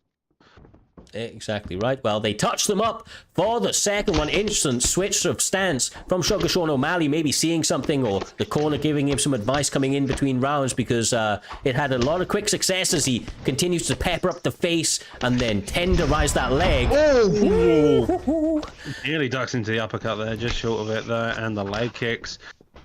Again, he's going back to them, playing the long game when he can, walking backwards, letting Marab fall into his range, and then unleashing combos when he can. Yeah, and my bad, Cyrus. I apologize, but if I was Sean, this is what I would do here. I would break his block with the jab, use them straight shots, and you know when it puts you in an animation where you're covering up like this, where you're in the high guard, throw them leg kicks, Cyrus. Yeah, exactly right. Get him in that little animation frame, chop up those legs. I think you're absolutely right. You know, Bossman is an incredibly good fighter. We've seen him in, you know, some of the toughest fights known to date, but I have to say Frosty MMA right now looks the best that we've ever seen him. Frosty truly has ice in his veins, hence the name, and he is using every single, you know, moment of training, every moment of experience he has ever had here, Doctor, to bring out one of the best performances he has had to date. He has not won it yet, but he is definitely on the right tracks right now and looking very, very good. Yeah, he really is. Bossman's got to really dig deep, figure it out. His cardio isn't the issue, but his legs are the biggest ones so far. I did get stunned earlier as well. So Oh my god! Oh, that was Oh, nasty. Flying knee may be coming out. I tell you, bro. Or question mark kick. I don't know. Yeah. Nice. You want something flashy's coming over. That little leg kick miss into the face was beautiful moves from Frosty. Like I said, ice in this guy's vein at the highest level against one of the toughest opponents he's ever had to face, and he's so composed that he's still able to go to some of the more creative strikes that you will ever see, Doc. Yeah, he's just... This performance is beautiful, honestly. He's played every issue to a T. He's worked the leg kicks. His takedown defense was superb. Now it was very great. I'd say, again, though, same amount of time to work on the feet, work on the ground a minute, and we saw how easily it was for Frosty to get up last time, looking for the side control. There's not much real damage you could do from this position. The main damaging position is top mount. Elbows from side control only do minuscule amount. Maybe he's having... I don't know. I mean, this ties up time. There's only 30 seconds left, so he's going to take some time off it. Obviously, all just kind of little points towards him. But for my money, this is Sugar Sean O'Malley's round again, bro. And, you know, especially with the big stun there. Bossman needs a big change in this third round, and I kind of feel like he needs to go hell for leather, basically, with the hands, Jay. I don't know. It's hard to give this man advice. He's obviously a sensational player, but he's just running up against what feels like a brick wall in terms of success here this evening. He has to throw the kitchen sink at him. Throw the game plan out the window. It's time to go for broke because you're obviously down 2-0. Your leg is minced meat. He has to do something. So the something is go for broke, Doctor. Yeah, no, I definitely agree. Going for broke, pushing on as much as you can. I mean, ideally, probably the one place you're going to be able to catch him would be when he throws kicks. When he throws kicks, you just beat his head in as much as you can, see if you can get a stun, see if you can get a knockdown. But for Frosty, it's just about pitter-patter shots. Oh my god! With the uppercut! Oh, it may work. Oh, I was about to say going for broke may end up working. You never know till you try, Cyrus. Yeah, look, there's a change up in tempos. It may put Frosty MMA in a defensive mindset and ultimately allow Bossman to continue to press forward. If you're Frosty, you can't get off the game plan, man. You need to stick to it. Get back to your feet. Work your striking, because when you're letting Bossman go first, Doc, he's getting off some big damage, just like on the ground and even on the feet. You know, you can't let this man be first. You just simply can't. No, you can't. And the Bossman's, I think he's definitely got the right tempo here. He wants to be aggressive. He wants to be quick. He wants to put some serious damage. Backside is one of the best positions to do it in. Does get up though, and now you back up to the feet. Whether that's a good or a bad idea, you're not too sure. Bossman disagrees and wants it back down.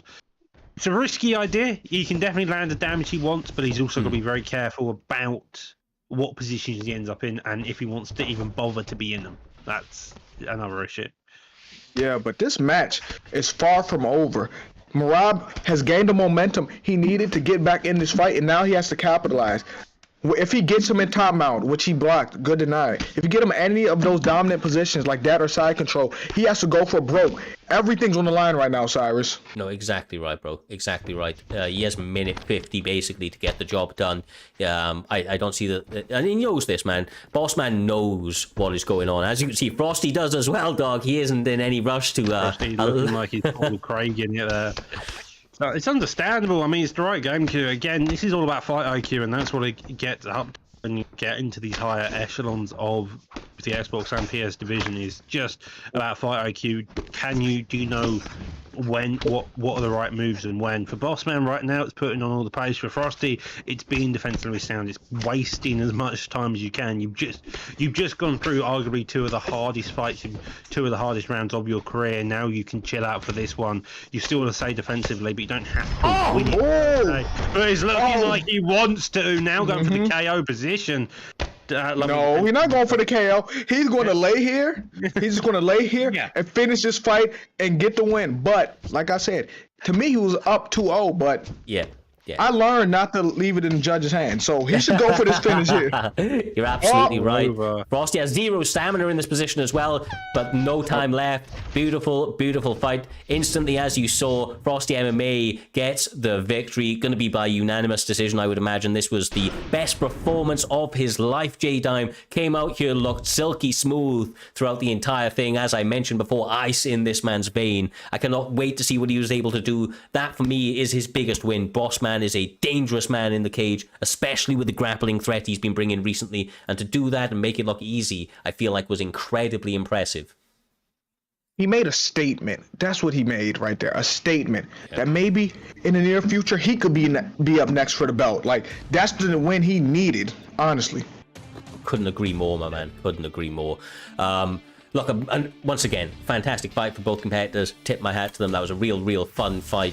But it does set us up beautifully there, Doctor, for the next one. We are absolutely burning through these fights. These guys all getting finishes there or thereabouts for the majority of the card. The primetime guarantee still strong here on Primetime 103, and doesn't suggest, with the looking forward at the rest of the card, that that's going to stop anytime soon, Doctor. The next one is between two guys who do like to bring the action, Dino and MK Dave.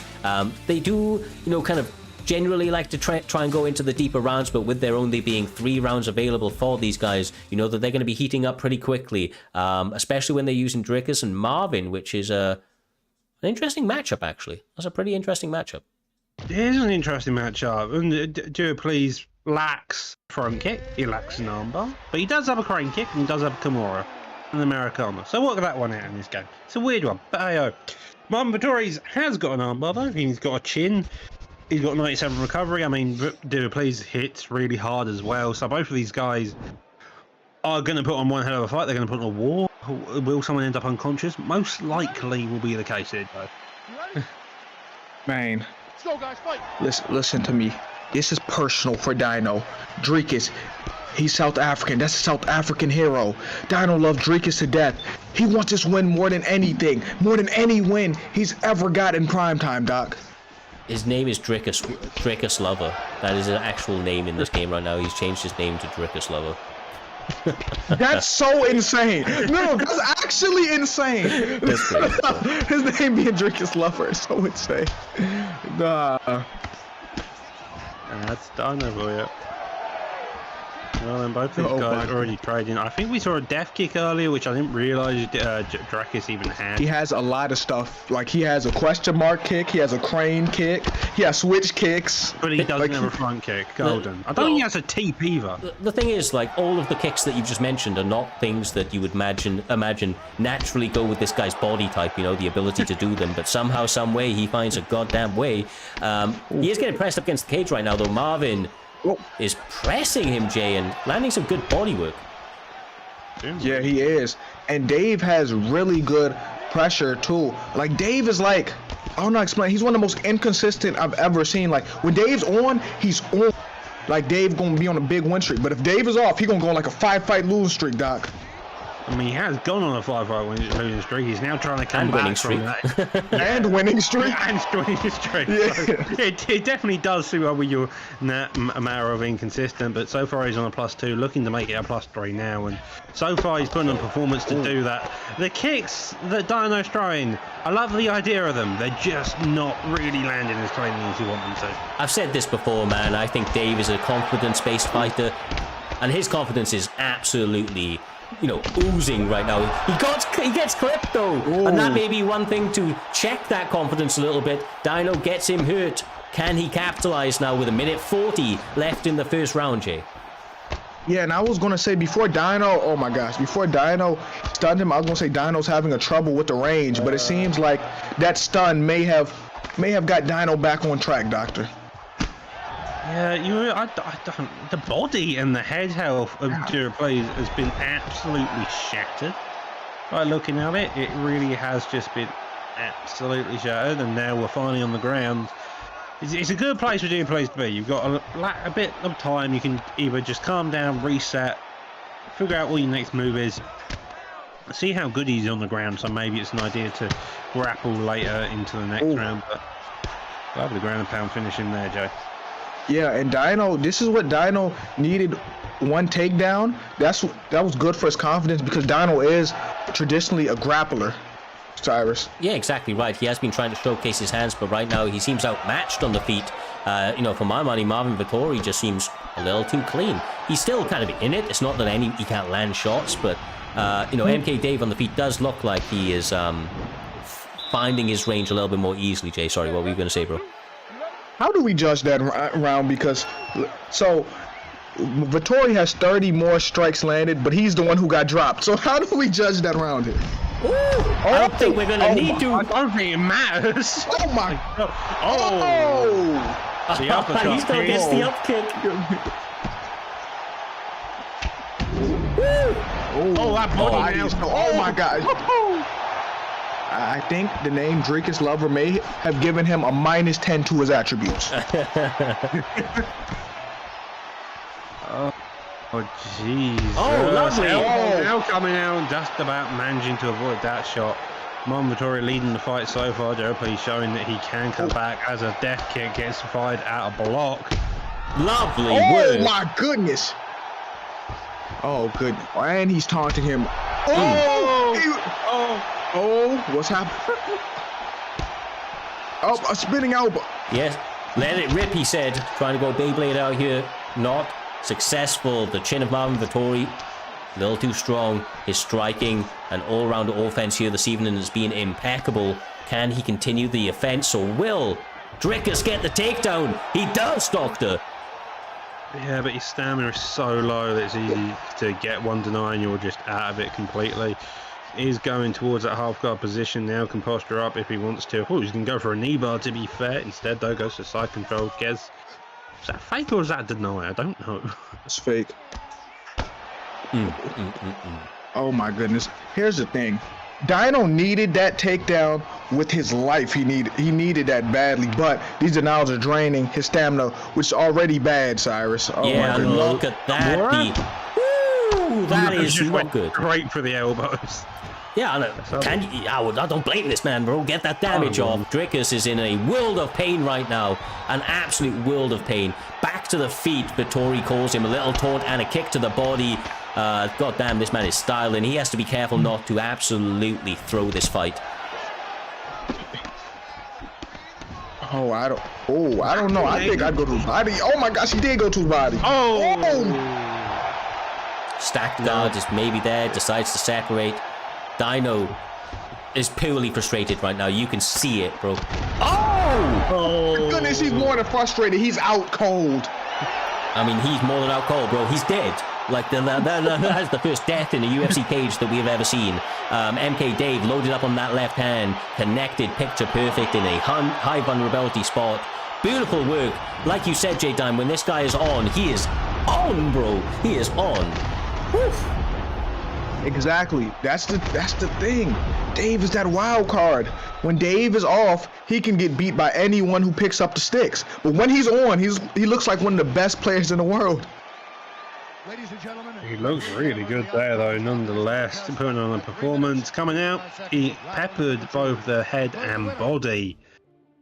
And he just didn't stop. I mean, as soon as he got one place stunned, he was going to the other place, and then he just continued on. Tried a bit of grappling where needed to, rain down elbows, and Dino, he tried to play dirty. He had some success. He used the elbows. He used death kicks where he could, but none of it was really any success against someone like Dave there, who just came out and just put on one hell of a performance. Yes, sir. Well, I have to say, it's been a fun old night of fights already. 103 for Primetime is turning out to be a historic card as we expected, but we will move upwards and onwards to the next one as we approach the final 4 fights of this evening. It has been an emotional one, and we expect those emotions to only continue to get at a higher and higher position, especially as 2 teammates now collide in the next bout. J-Dime, we are going to be seeing KM Winter up against KM Lilo. These 2 kids have been around for a long old time, and as you can see, they have very even records, 26 v 26. I don't know if that was planned or not, but they're coming into this one incredibly even in every regard.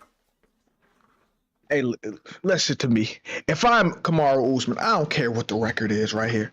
I see Conor McGregor at welterweight on the other end. I got to be strategic. But if I get him to the ground, it's over, Doc.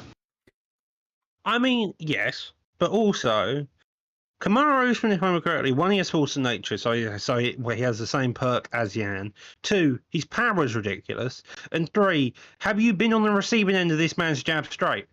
Yes, Like, the 5-star jab, the 5-star straight. Five-star jab straight will absolutely murder your head health if you're not careful. And I don't care who you are, if you're McGregor, welterweight's arguably his worst weight as well. So that just is even more not going into the favour of Usman. It's going to be an interesting one. Both of these are KM members, so they know the score on each other.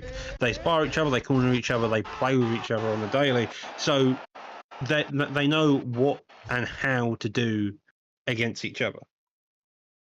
Well, without further ado, 2 teammates are now going to have to touch them up for a 3-round bout at the welterweight division here on Primetime 103. It is interesting to see Winter go Usman, quite honestly. I don't know if he will be able to secure a takedown early against. He's going to try it, though.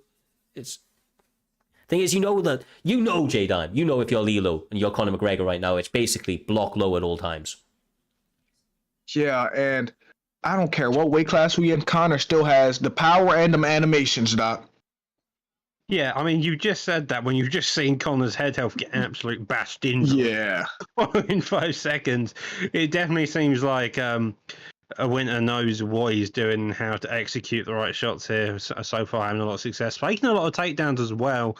That's going to do some damage to his stamina, but at the same time, it can confuse your opponent, make him constantly block low, and that, again, opens up opportunities to head to do some real damage. I mean, he's trying with these takedowns, and if nothing else, they're going to work the stamina of Lilo, and Conor McGregor doesn't exactly have the best gas tank either way, so this is actually a really, really intelligent approach from Winter J Dime, although not without its own struggles, as it looks like Conor's been working with Dylan Dennis on those jits, I tell you that.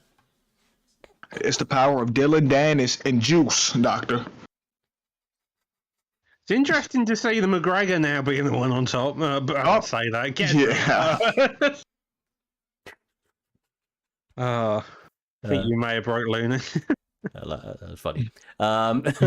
Winter exactly where he wants to be with Kamaru Usman. Of course, this man does not have jiu-jitsu. He is a wrestler through and through, wants to be in top control, working that ground and pound, trying to do that right now.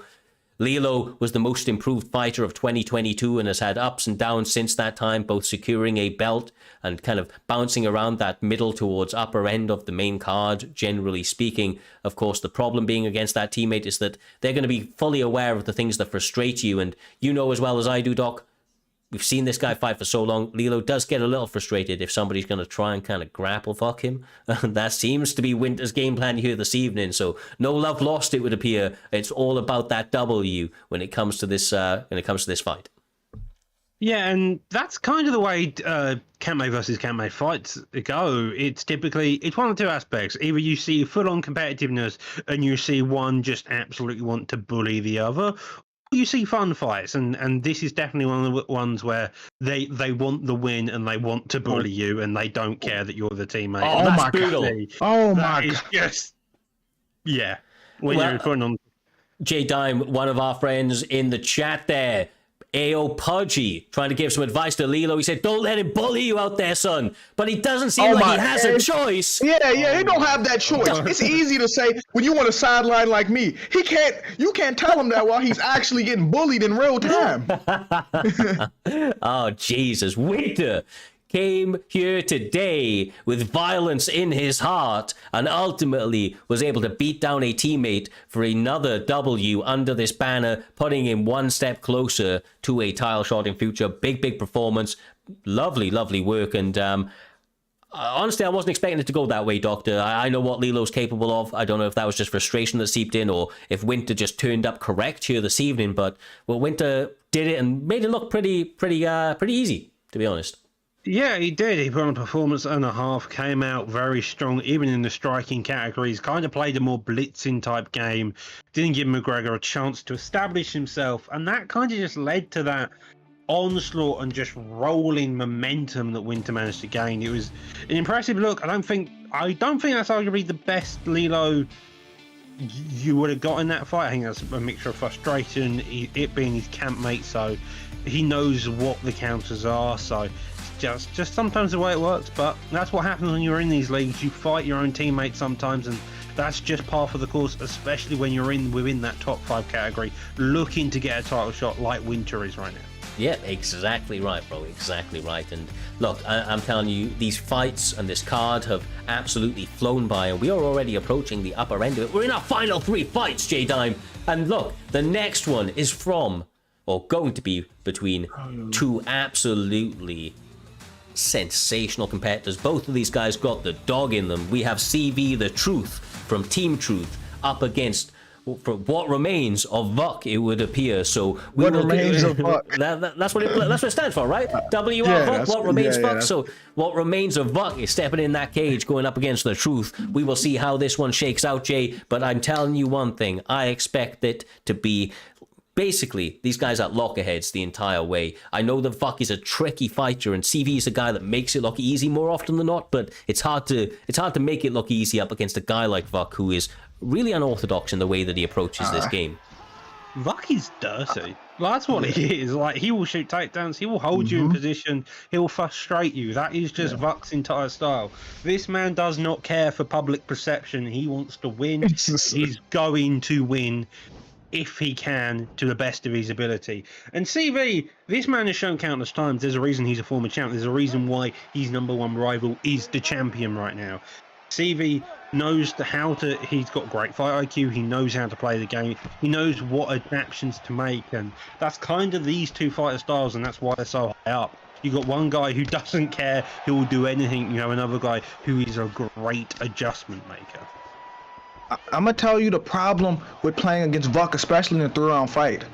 Vuck is willing to stay in your half guard, like you said, do whatever it takes to win it. It's tricky, and if he speeds you up and pushes you to that cage, it could get scary, Cyrus. Nah, it really can. Look at all the circling. Even the way that Vuck moves, right? Just like his basic movement is unorthodox. He does weird circlings. He creates different animations. He uses a lot of, like, moving strikes as well. Yeah, Jesus. It's something that can be hard to kind of go against, because he's not fighting on the traditional rhythms, right? The human race stock is really good at pattern recognition, but it's hard to get the patterns of Vuck because of the way that he is so unorthodox in the way he approaches the game.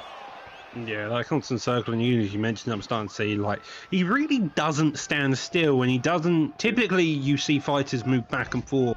He's very good at that circling motion and also moving back at the same time. And as a fighter, they're always the worst ones to fight, because you can never, ever work out the distance. Yeah. Nice little double jab from Vuck, trying to stay in the face of CV. CV, typically a man that is very hard to frustrate. He is incredibly calm and calculated, but J-Dime, he has 3 rounds, not 5 here this evening to work, so he can't, let it go as long as he does. He needs to be able to warm up a little bit quickly and take at least 2 of these 3 rounds. Yeah, and here's the thing. CV, he's getting tagged by Vuck, but he's starting to try to drain Vuck's stamina. And it's weird because they're switching roles. Usually CV's the one on the back foot going, and usually Vuck is the one going forward, and it's the opposite right now, Doc. The leg kicks of Volkanovski also starting to come out a bit. I mean, so is Poirier. As you can see, both their leg health is worked very slightly, very even. This is going to be a fight of inches, and it's going to be a very close fight and very technical, I feel like. Just the more you get to see these two, the more the way they fight, even when you get pressured. Lovely takedown. Yep, on his knees, going to probably try and work him up against the cage if he's not able to move position, but nice little feint from Vuck, and then takes his back into half guard. This is what Vuck does. He makes it difficult, he makes every situation difficult, right, Jay? And he will just ride from position to position. He is almost the king of scrambles, it would seem, when it comes to the grappling element of mixed martial arts.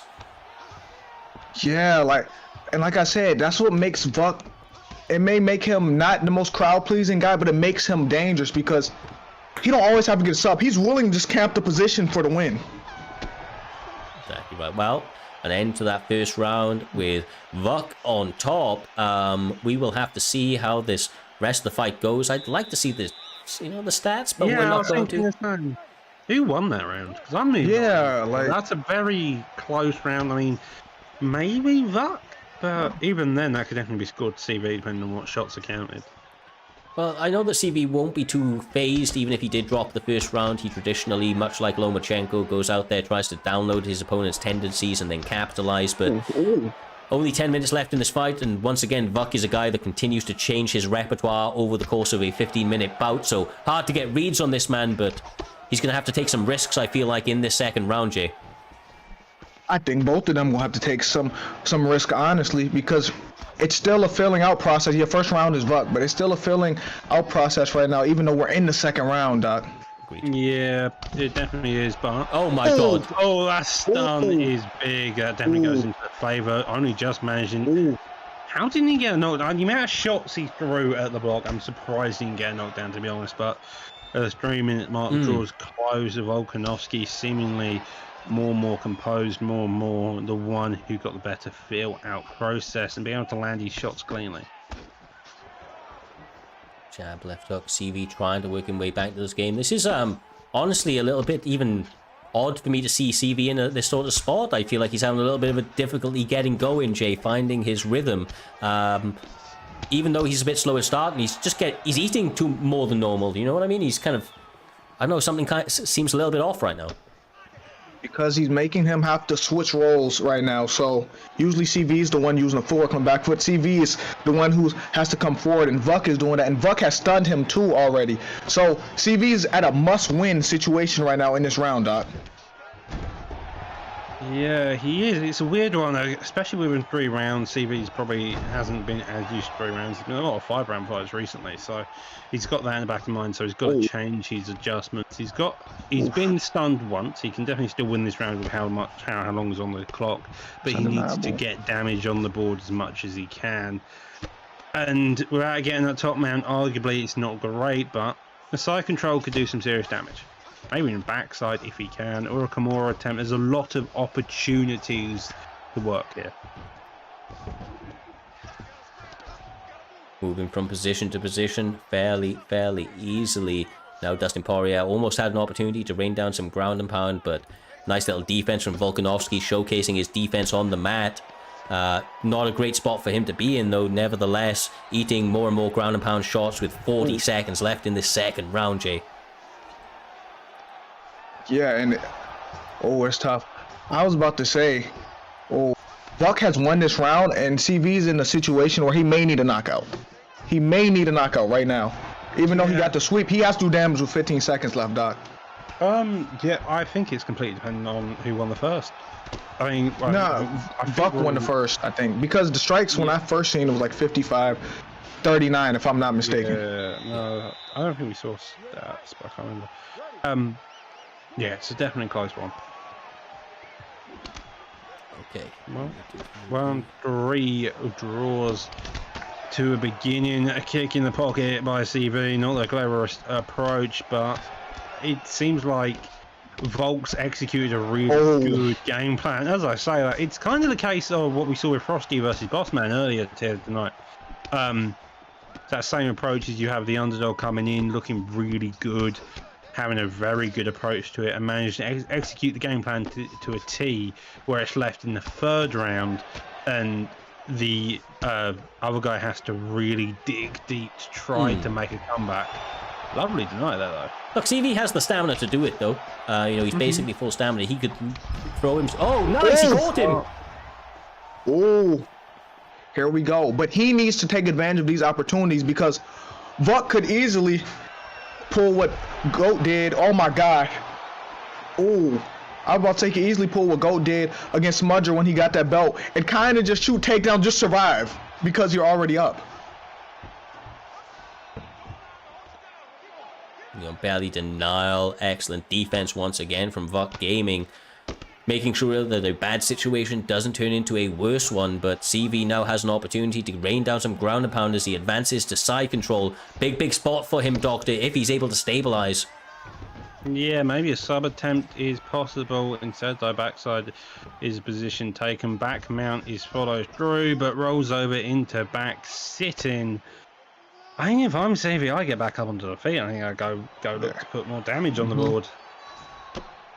Yeah, I would think about that right now if I was him, because if I'm him, I probably need a finish right now, and it's tough to get a finish with someone who's just trying to survive right now, and he gets the reversal. Yeah. Oh, tries the crucifix, but denied. Nice work from the former champion right there.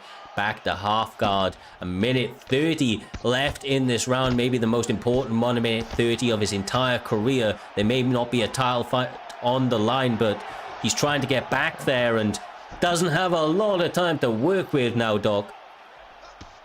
I mean, arguably, if you're CV and if you're confident in round 1, I don't know about that round 1. No, not confident per se, but if you think it's close, armbar is definitely a possibility. Not a lot of time to work though. That's the only issue. Yeah, he's now got.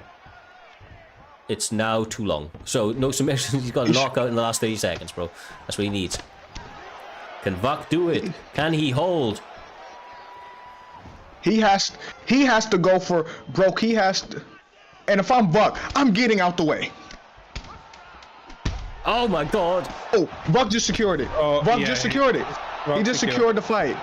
Yeah, no drop in the bag here this evening. Vuk gaming turned up and turned the hell out. I mean, great potential victory. We've seen stranger things happen, of course, but Vuk likely has done enough to secure a win here this evening. See what we get from the judges. I would argue it could have gone either way before that drop, but looking at that drop, it definitely, I believe, it would be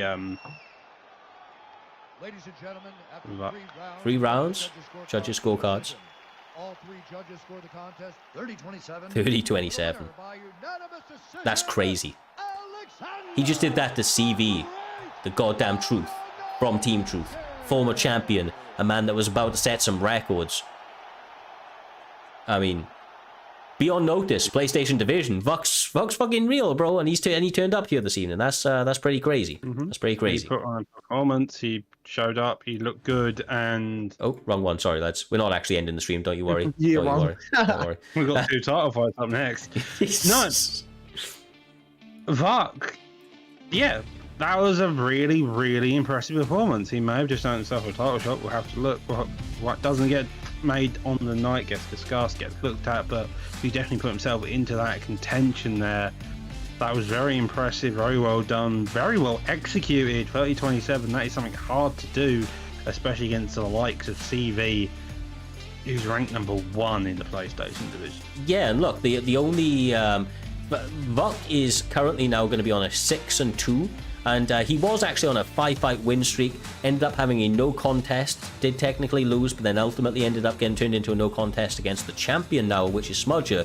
So that may have a bit of a storyline heading into the next one. I may as well kind of talk about this now. I don't believe that we have a card next week, Doc. Am I right in this one? The no, we do not have a card next week. Yeah, great, right, yeah. So for anybody that does not know, next weekend off, we will be having it, of course, UFC overlaps, but we will be back the following week for Primetime 104 as we build towards the end of the season, which, if you've been paying close attention to the announcements, will be on PT 107, an odd number, but the end of season is very, very close. And then we will get into the final season, hopefully, of UFC 4 before UFC 5 is due to be announced. Hopefully a little bit later this year. We will see, but for right now, J-Dime, we move on with Primetime 103. We have had absolutely sensational fights, 12 fights of non-stop killers lined up for Primetime 103, and it is built to the first of 2 title fights here this evening between the reigning lineal champion of the PlayStation division in NM, goddamn Smudger, and he is going up against one of my most favorite guys to watch in the PlayStation division right now, Ripe MMA. 2 of my favorites going at it, 2 of the highest level opponents you will get on that division, and they are about to throw down for the glory of Primetime Gold. Eesh. This could get interesting because on paper, Smudger should win, but Ripe has a way to surprise people. Fighting Ripe's never an easy fight, Doctor. Ripe has looked more and more and more impressive every time he is fought. This man comes out, he puts on performance of full MMA. He looks really good each and every time. And with a pick like Fiziev, you know it's going to be a striking war. I mean, it's 2-0 on the records there, but it's under the bright lights. You don't know if that's ranked, sparring, whatever the hell. So it's still up to play for. You know the nerves kick in. You know the way it's done. Smudger's used to this. He understands it, but Ripe's also there, so this is a fight and a half to witness right now. Yeah, make sure to get your bets in. Not long left to bet on Smudger or Ripe. Obviously, the champion seems to be the betting favorite, but starting this one out quickly. They're not wasting any time here. Really kind of getting into the center of the cage and letting the shots go, especially Smudger. I mean, this is considerably more active than normal J-Time. I don't think he respects Ripe. I'm going to say it right here. Because Smudger, there's no filling out process. He's just getting right to it. Like, he's that confident, Doc. Yeah, he wants to get at it. He wants to stay in that pocket. He's happy to engage, and he's doing such. Smudger seems to be wanting to blitz anything. He's also switching a lot of stances, which I quite like, to be honest. Well, I have to say, Smudger, you know, like I said, he's been newly motivated. He came into this one saying, I give my respect to Ripe, but tomorrow it's war. I'm going to put on a performance that tells this whole PlayStation division who the owner of it is. And he's coming out here, man, looking like he has that point to prove. He says, and still, and forever. Hey, bro, he's living up to it. He wants to set those records, and, you know, he has the skills to do it. He's starting this fight out in a strong old way, but I'm telling you one thing, Doctor. Ripe MMA is a tricky man. You cannot sleep on any element of his game and have to be careful not to be on the receiving end of one of those highlight reel finishes that he has countered so many people with. Yeah, he is looking really good so far, Smudger. Sorry, I'm really invested in this fight. It's just a technical battle. Both of them, they're really similar fighters. Volkanovski, although is superiorly better in the stats, at least in the striking realm, they're very similar, including the recoveries, Jay. So, see them both going out, it's kind of like a half mirror match, half not at the same time. And both of these guys are very well adjusted and can make the adjustments when needed. Yeah, you're right. And I'm about to give Smudger credit here because I remember Cyrus when he was remember when the camp was a BMF and then they were like, he's going to be champ. He's going to be champ in PT. Remember that? And he lived up to it and more, Cyrus. Yeah, like 100%, man. Like Ripe MMA is a real fun fight, and he has a lot to do in the scene right now. He has a lot to prove, right? But I believe he has the skills. But you're absolutely right. Smudger came in with that hype, and he has showcased that he is truly one of the elites, if not the most elite that has ever graced that PlayStation division, period. And he's trying to prove that once again here this evening up against one of the most game threats that is standing across from him potentially in this entire division. Doing good work, but he's putting out a very high level of offense at the moment, Doctor, and we'll have to see if that plays dividends for him as he starts to take a little bit of damage from Ripe MMA. There is so many small things they are doing. It's the switch in the stance. It's just the changing. It's the different shots. It's the single shots. You see a lead hook. You see the jab. Even that clinch was fairly high level. He attempted a takedown. It got denied. He then went to that back. He looked for a couple knees. He went for another takedown. He got denied. Both of these guys know each of their moves. They know what they're doing. And it's the switch in the stance which is the most interesting to me, just because it plays around with how that lead hand acts, and you have to change your shots really if you want to counter effectively. That's nice. And then here's the thing. Even though Ripe's losing, it's still a close fight, and Ripe just needs that moment. He needs a stun so he can take this momentum, Cyrus. Exactly right, bro. Exactly right. Another little double jab. Like, see, the thing is that Smudger does all of the fundamentals perfectly. There isn't anybody that is more fundamentally sound in every element of mixed martial arts than NM Smudger, especially in this PlayStation division. That where I feel like Ripe may have a slight advantage is he is a little bit more dynamic in the way that he approaches this game. In some occasions, he likes to go for some of the higher risk, higher reward sort of movements, and sometimes it plays off massively, and sometimes it can get shut down. So I feel like these guys counter each other well, but as you can see, Jay, just to throw it back to you one more time, bro, I mean, Smudger with his striking is incredibly focused, but does get taken down. Yeah, and I think at the highest level, sometimes it's not the creativity which gets you wins. It's the basics, the fundamentals, pulling at the right time, countering the right strikes. That's what's going to get you far, Doc. It really is, and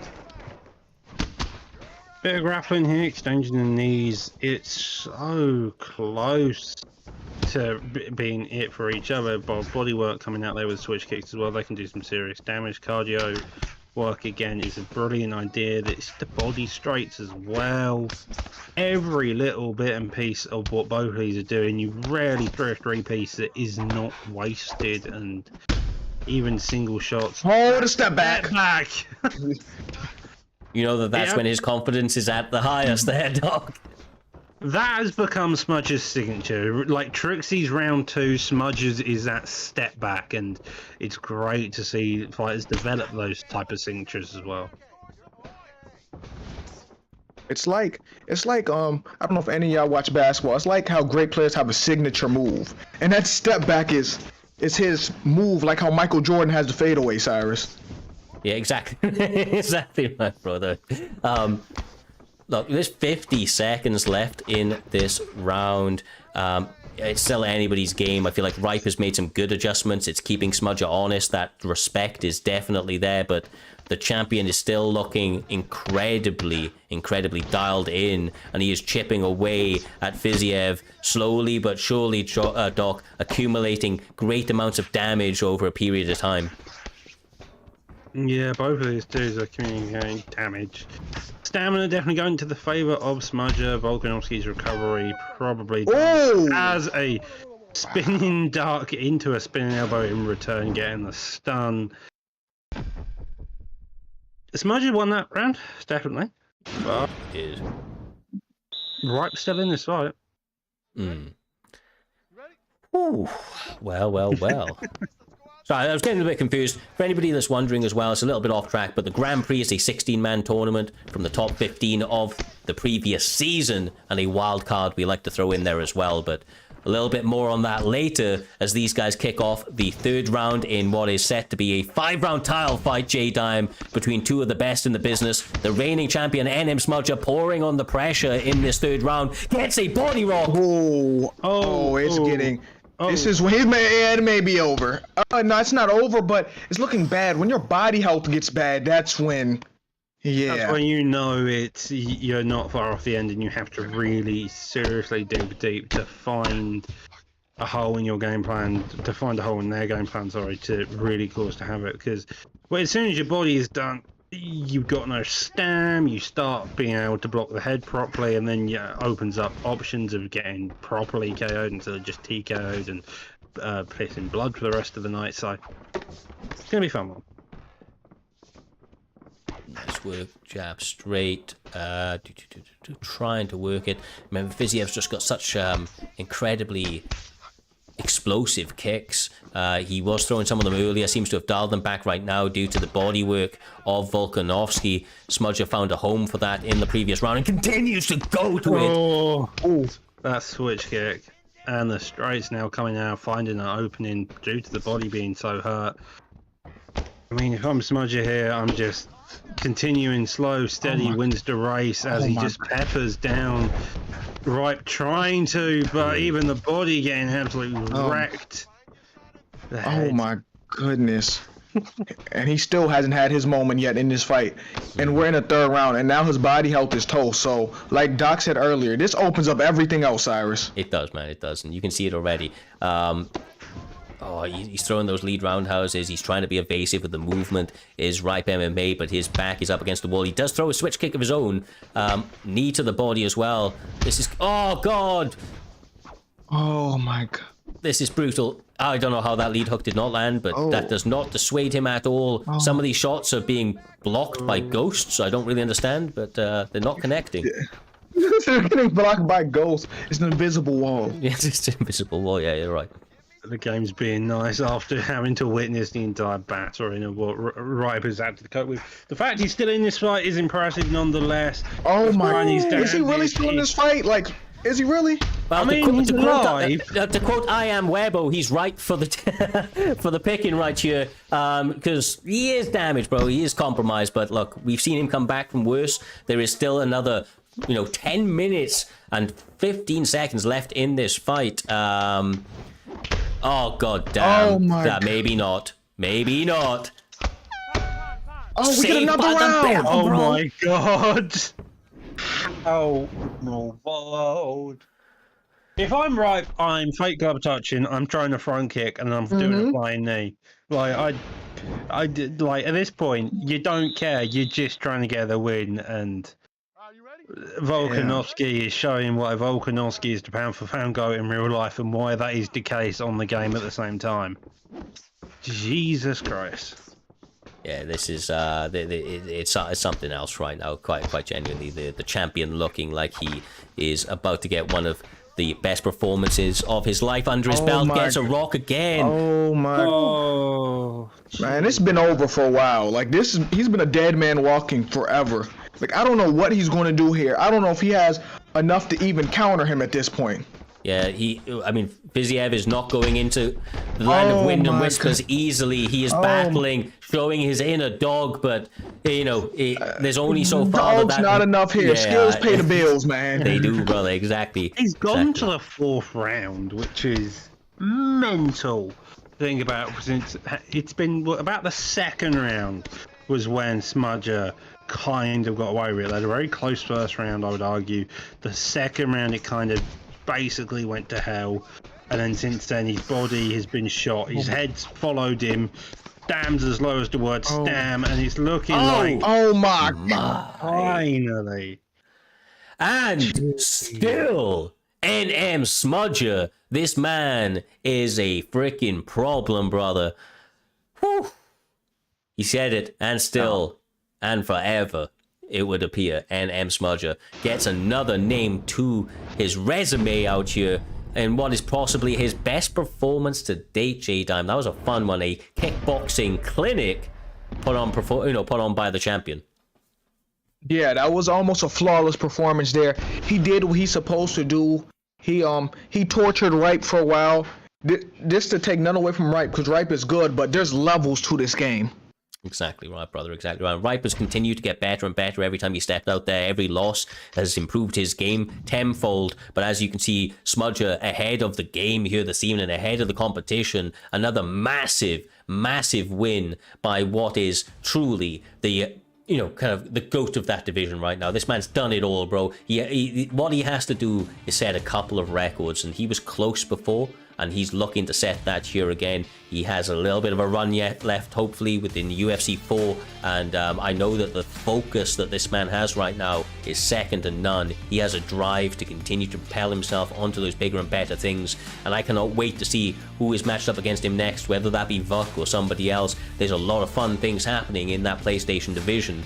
But for right now, and I'll throw it to you, Doctor, on this one, my man, a guy that's been, you well know, as a guy that's been with this promotion for a very long time, what many would call the workhorse of primetime MMA, the man that puts in all the work. You've worked closely with a lot of these guys in the back, and you have seen over that time the absolute menacing threat that FSK Fadinator has become within this goddamn Xbox division. He is a problem for a reason. He is merciless. He will take out anybody, friend or foe, and he does it in an effortless fashion. But he is taking on Hey It's Fran, who has been accumulating sneakily an incredible win streak in this division, and now finds himself in his first ever opportunity to take on the lineal, pound for pound champion in this promotion in FSK Fadinator, my man.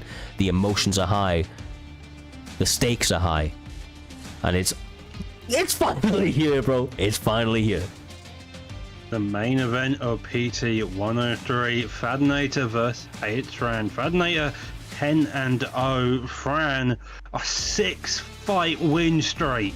This man has gone blood for leather every time, looking to put on every win to get into this position. Now he's got to fight the best of the best. Fadinator, he's had an interesting run this season, but he's managed to come back. He's put on performances.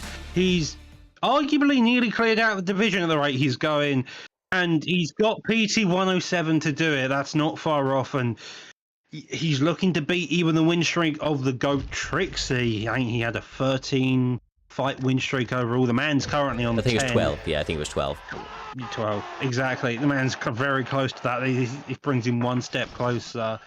And with a pick like McGregor, it's going to be an uphill battle. I mean, Volkanovski we saw being used by Smudger in the same weight class, in the weight class below. This is Volkanovski with even better stats. But will that be enough to stop the relentless pressure of Fadinator, Jay? Let's find out, I guess. It's going to be one hell of a fight. It's like, Let's go, fight. I'm not trying to sound biased. It's like, this is the Smudger, not Smudger, my bad Smudger. This is the Fadinator division. It's the same on the other side too. This is the Fadinator division here. Like, he's been on a crazy tear as of late, and he's approaching GOAT status. Like, he's not there yet, but he is the best in the world right now, Doc. Do you agree with that? Yes. 110%. There are a few men who could put a ridiculous fight on with Fadinator, and even going to decision with the man is difficult, because by the time you hit that third, fourth round, you saw what Smudger did to Ribe. He can do the same to a lot of people, and it's a scary thing to witness. Well, look, ultimately, to be the best, you've got to beat the best, and the best compete under Primetime MMA. Fadinator trying to do his goddamn thing once again here this evening, and hey, it's Fran trying to get his name mentioned in the upper echelon of this division. He has a lot of opportunity ahead of him.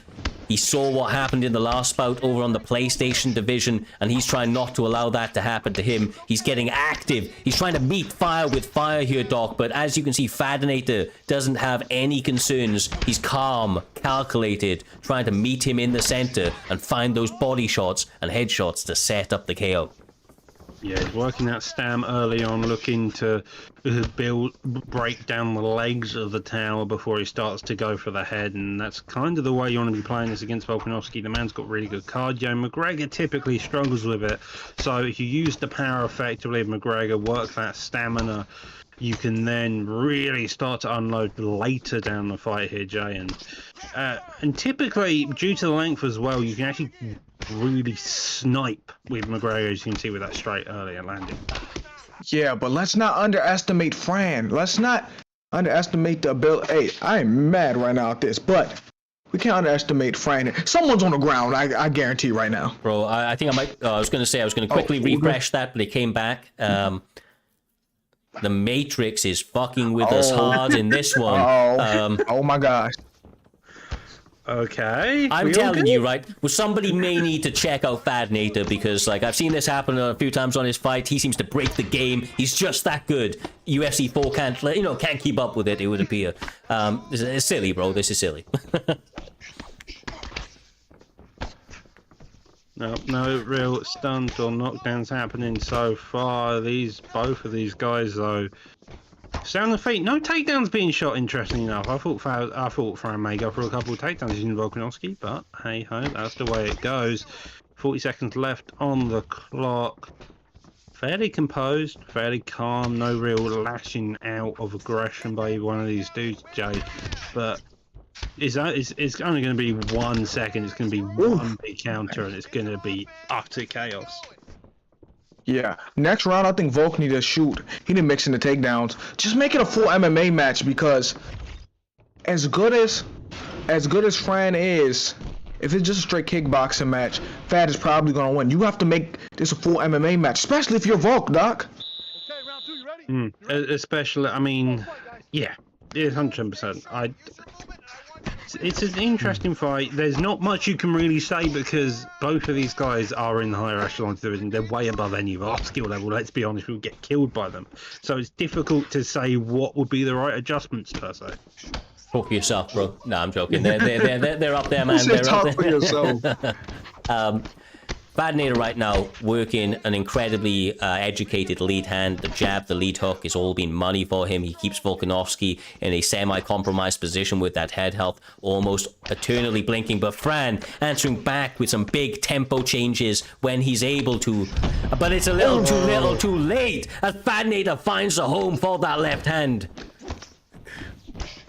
Home. He's still dangerous, though he's getting Fad's block low, but the problem is Fadinator's punching his face, Doc. Yes, Jay, he's definitely punching it. He's got the stun. He's shown that he can definitely put the pressure on as soon as he gets an advantage, even in the slightest way, and working his way through that block as well. Volkanovski's block can only take so many shots of the power of McGregor, and so far he's doing a great job at doing that as well. Constant pressure, non-stop. Left hand sits him down once again. A couple of knees to the body to add some insult to injury. Fadinator and Conor McGregor seem to be a match made in heaven as the striking just continues to open up for the lineal champion right here. Oh my god. Oh my god. Oh my. All right, this is over though, right, guys? This is over. This is and still, right?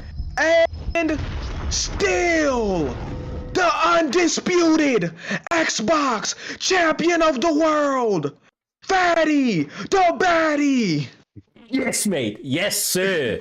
God damn. Like you said, and still, my man, and still the lineal champion. Well, the pound for pound GOAT right now in FSK Fadinator. He does it again. He makes it look easy, sits him down and slumps him. Volkanovski was out before the second shot and third shot even landed. The accuracy, the timing, the pinpoint precision of Faddy the Baddie gets the job done once again. And it brings an end to one hell of an event. I mean, Jesus, man. Jesus. What a quick event it was, Doc. A shorter one than normal, but each of these guys turned up and delivered all the way up to the main event. And just like that, he does it, brother. He does it and retains his belt. Ladies and gentlemen, Yeah, Fadinator retains his belts. Smudger retains his. Both of them putting in one hell of a performance each side. The challengers trying their damnedest, but luck not being on their side. It seems made for one hell of a war, though, nonetheless.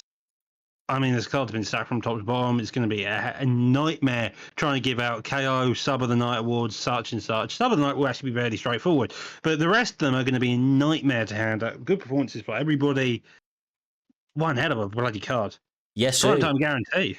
Always, brother, always. As Bane, our friend, once coined, the primetime guarantee is definitely a real thing. There's a reason it just instantly came from, from his lips. It was a natural feeling because the guarantee was there before we even give the guarantee out. I'm telling you, these guys, they turn up and deliver. And on that point, the reason that the primetime guarantee is so strong is because of you, the competitors there. You continue to turn up each and every week to advance your game, to really put all of your marbles in on this one and just really kind of push towards bigger and better things. And of course, to honor that, we in the production team here at Primetime MMA continue to try and do the best by you, putting on the biggest and best shows that we can, and we continue to appreciate the support from everybody involved, from the staff to the supporters at home, the competitors, and everybody in between. We, of course, ask, as always, if you love Primetime MMA and everything that we're doing, please make sure to spread the word and spread the love, showcase, and let everybody know the word of Primetime MMA and what's being brought to the table. Obviously, other than that, guys, it has been an absolute pleasure to call this card once again, alongside J Dime and Doctor Who jumping back in the commentary booth. We will be back not next Saturday now, okay? Not next Saturday. For a very rare time, the 22nd of July will be a break week for Primetime MMA, but we will be back on the 29th of July, bigger and better than ever with Primetime 104. So until then, stay safe, much love, and we will see you in the next one.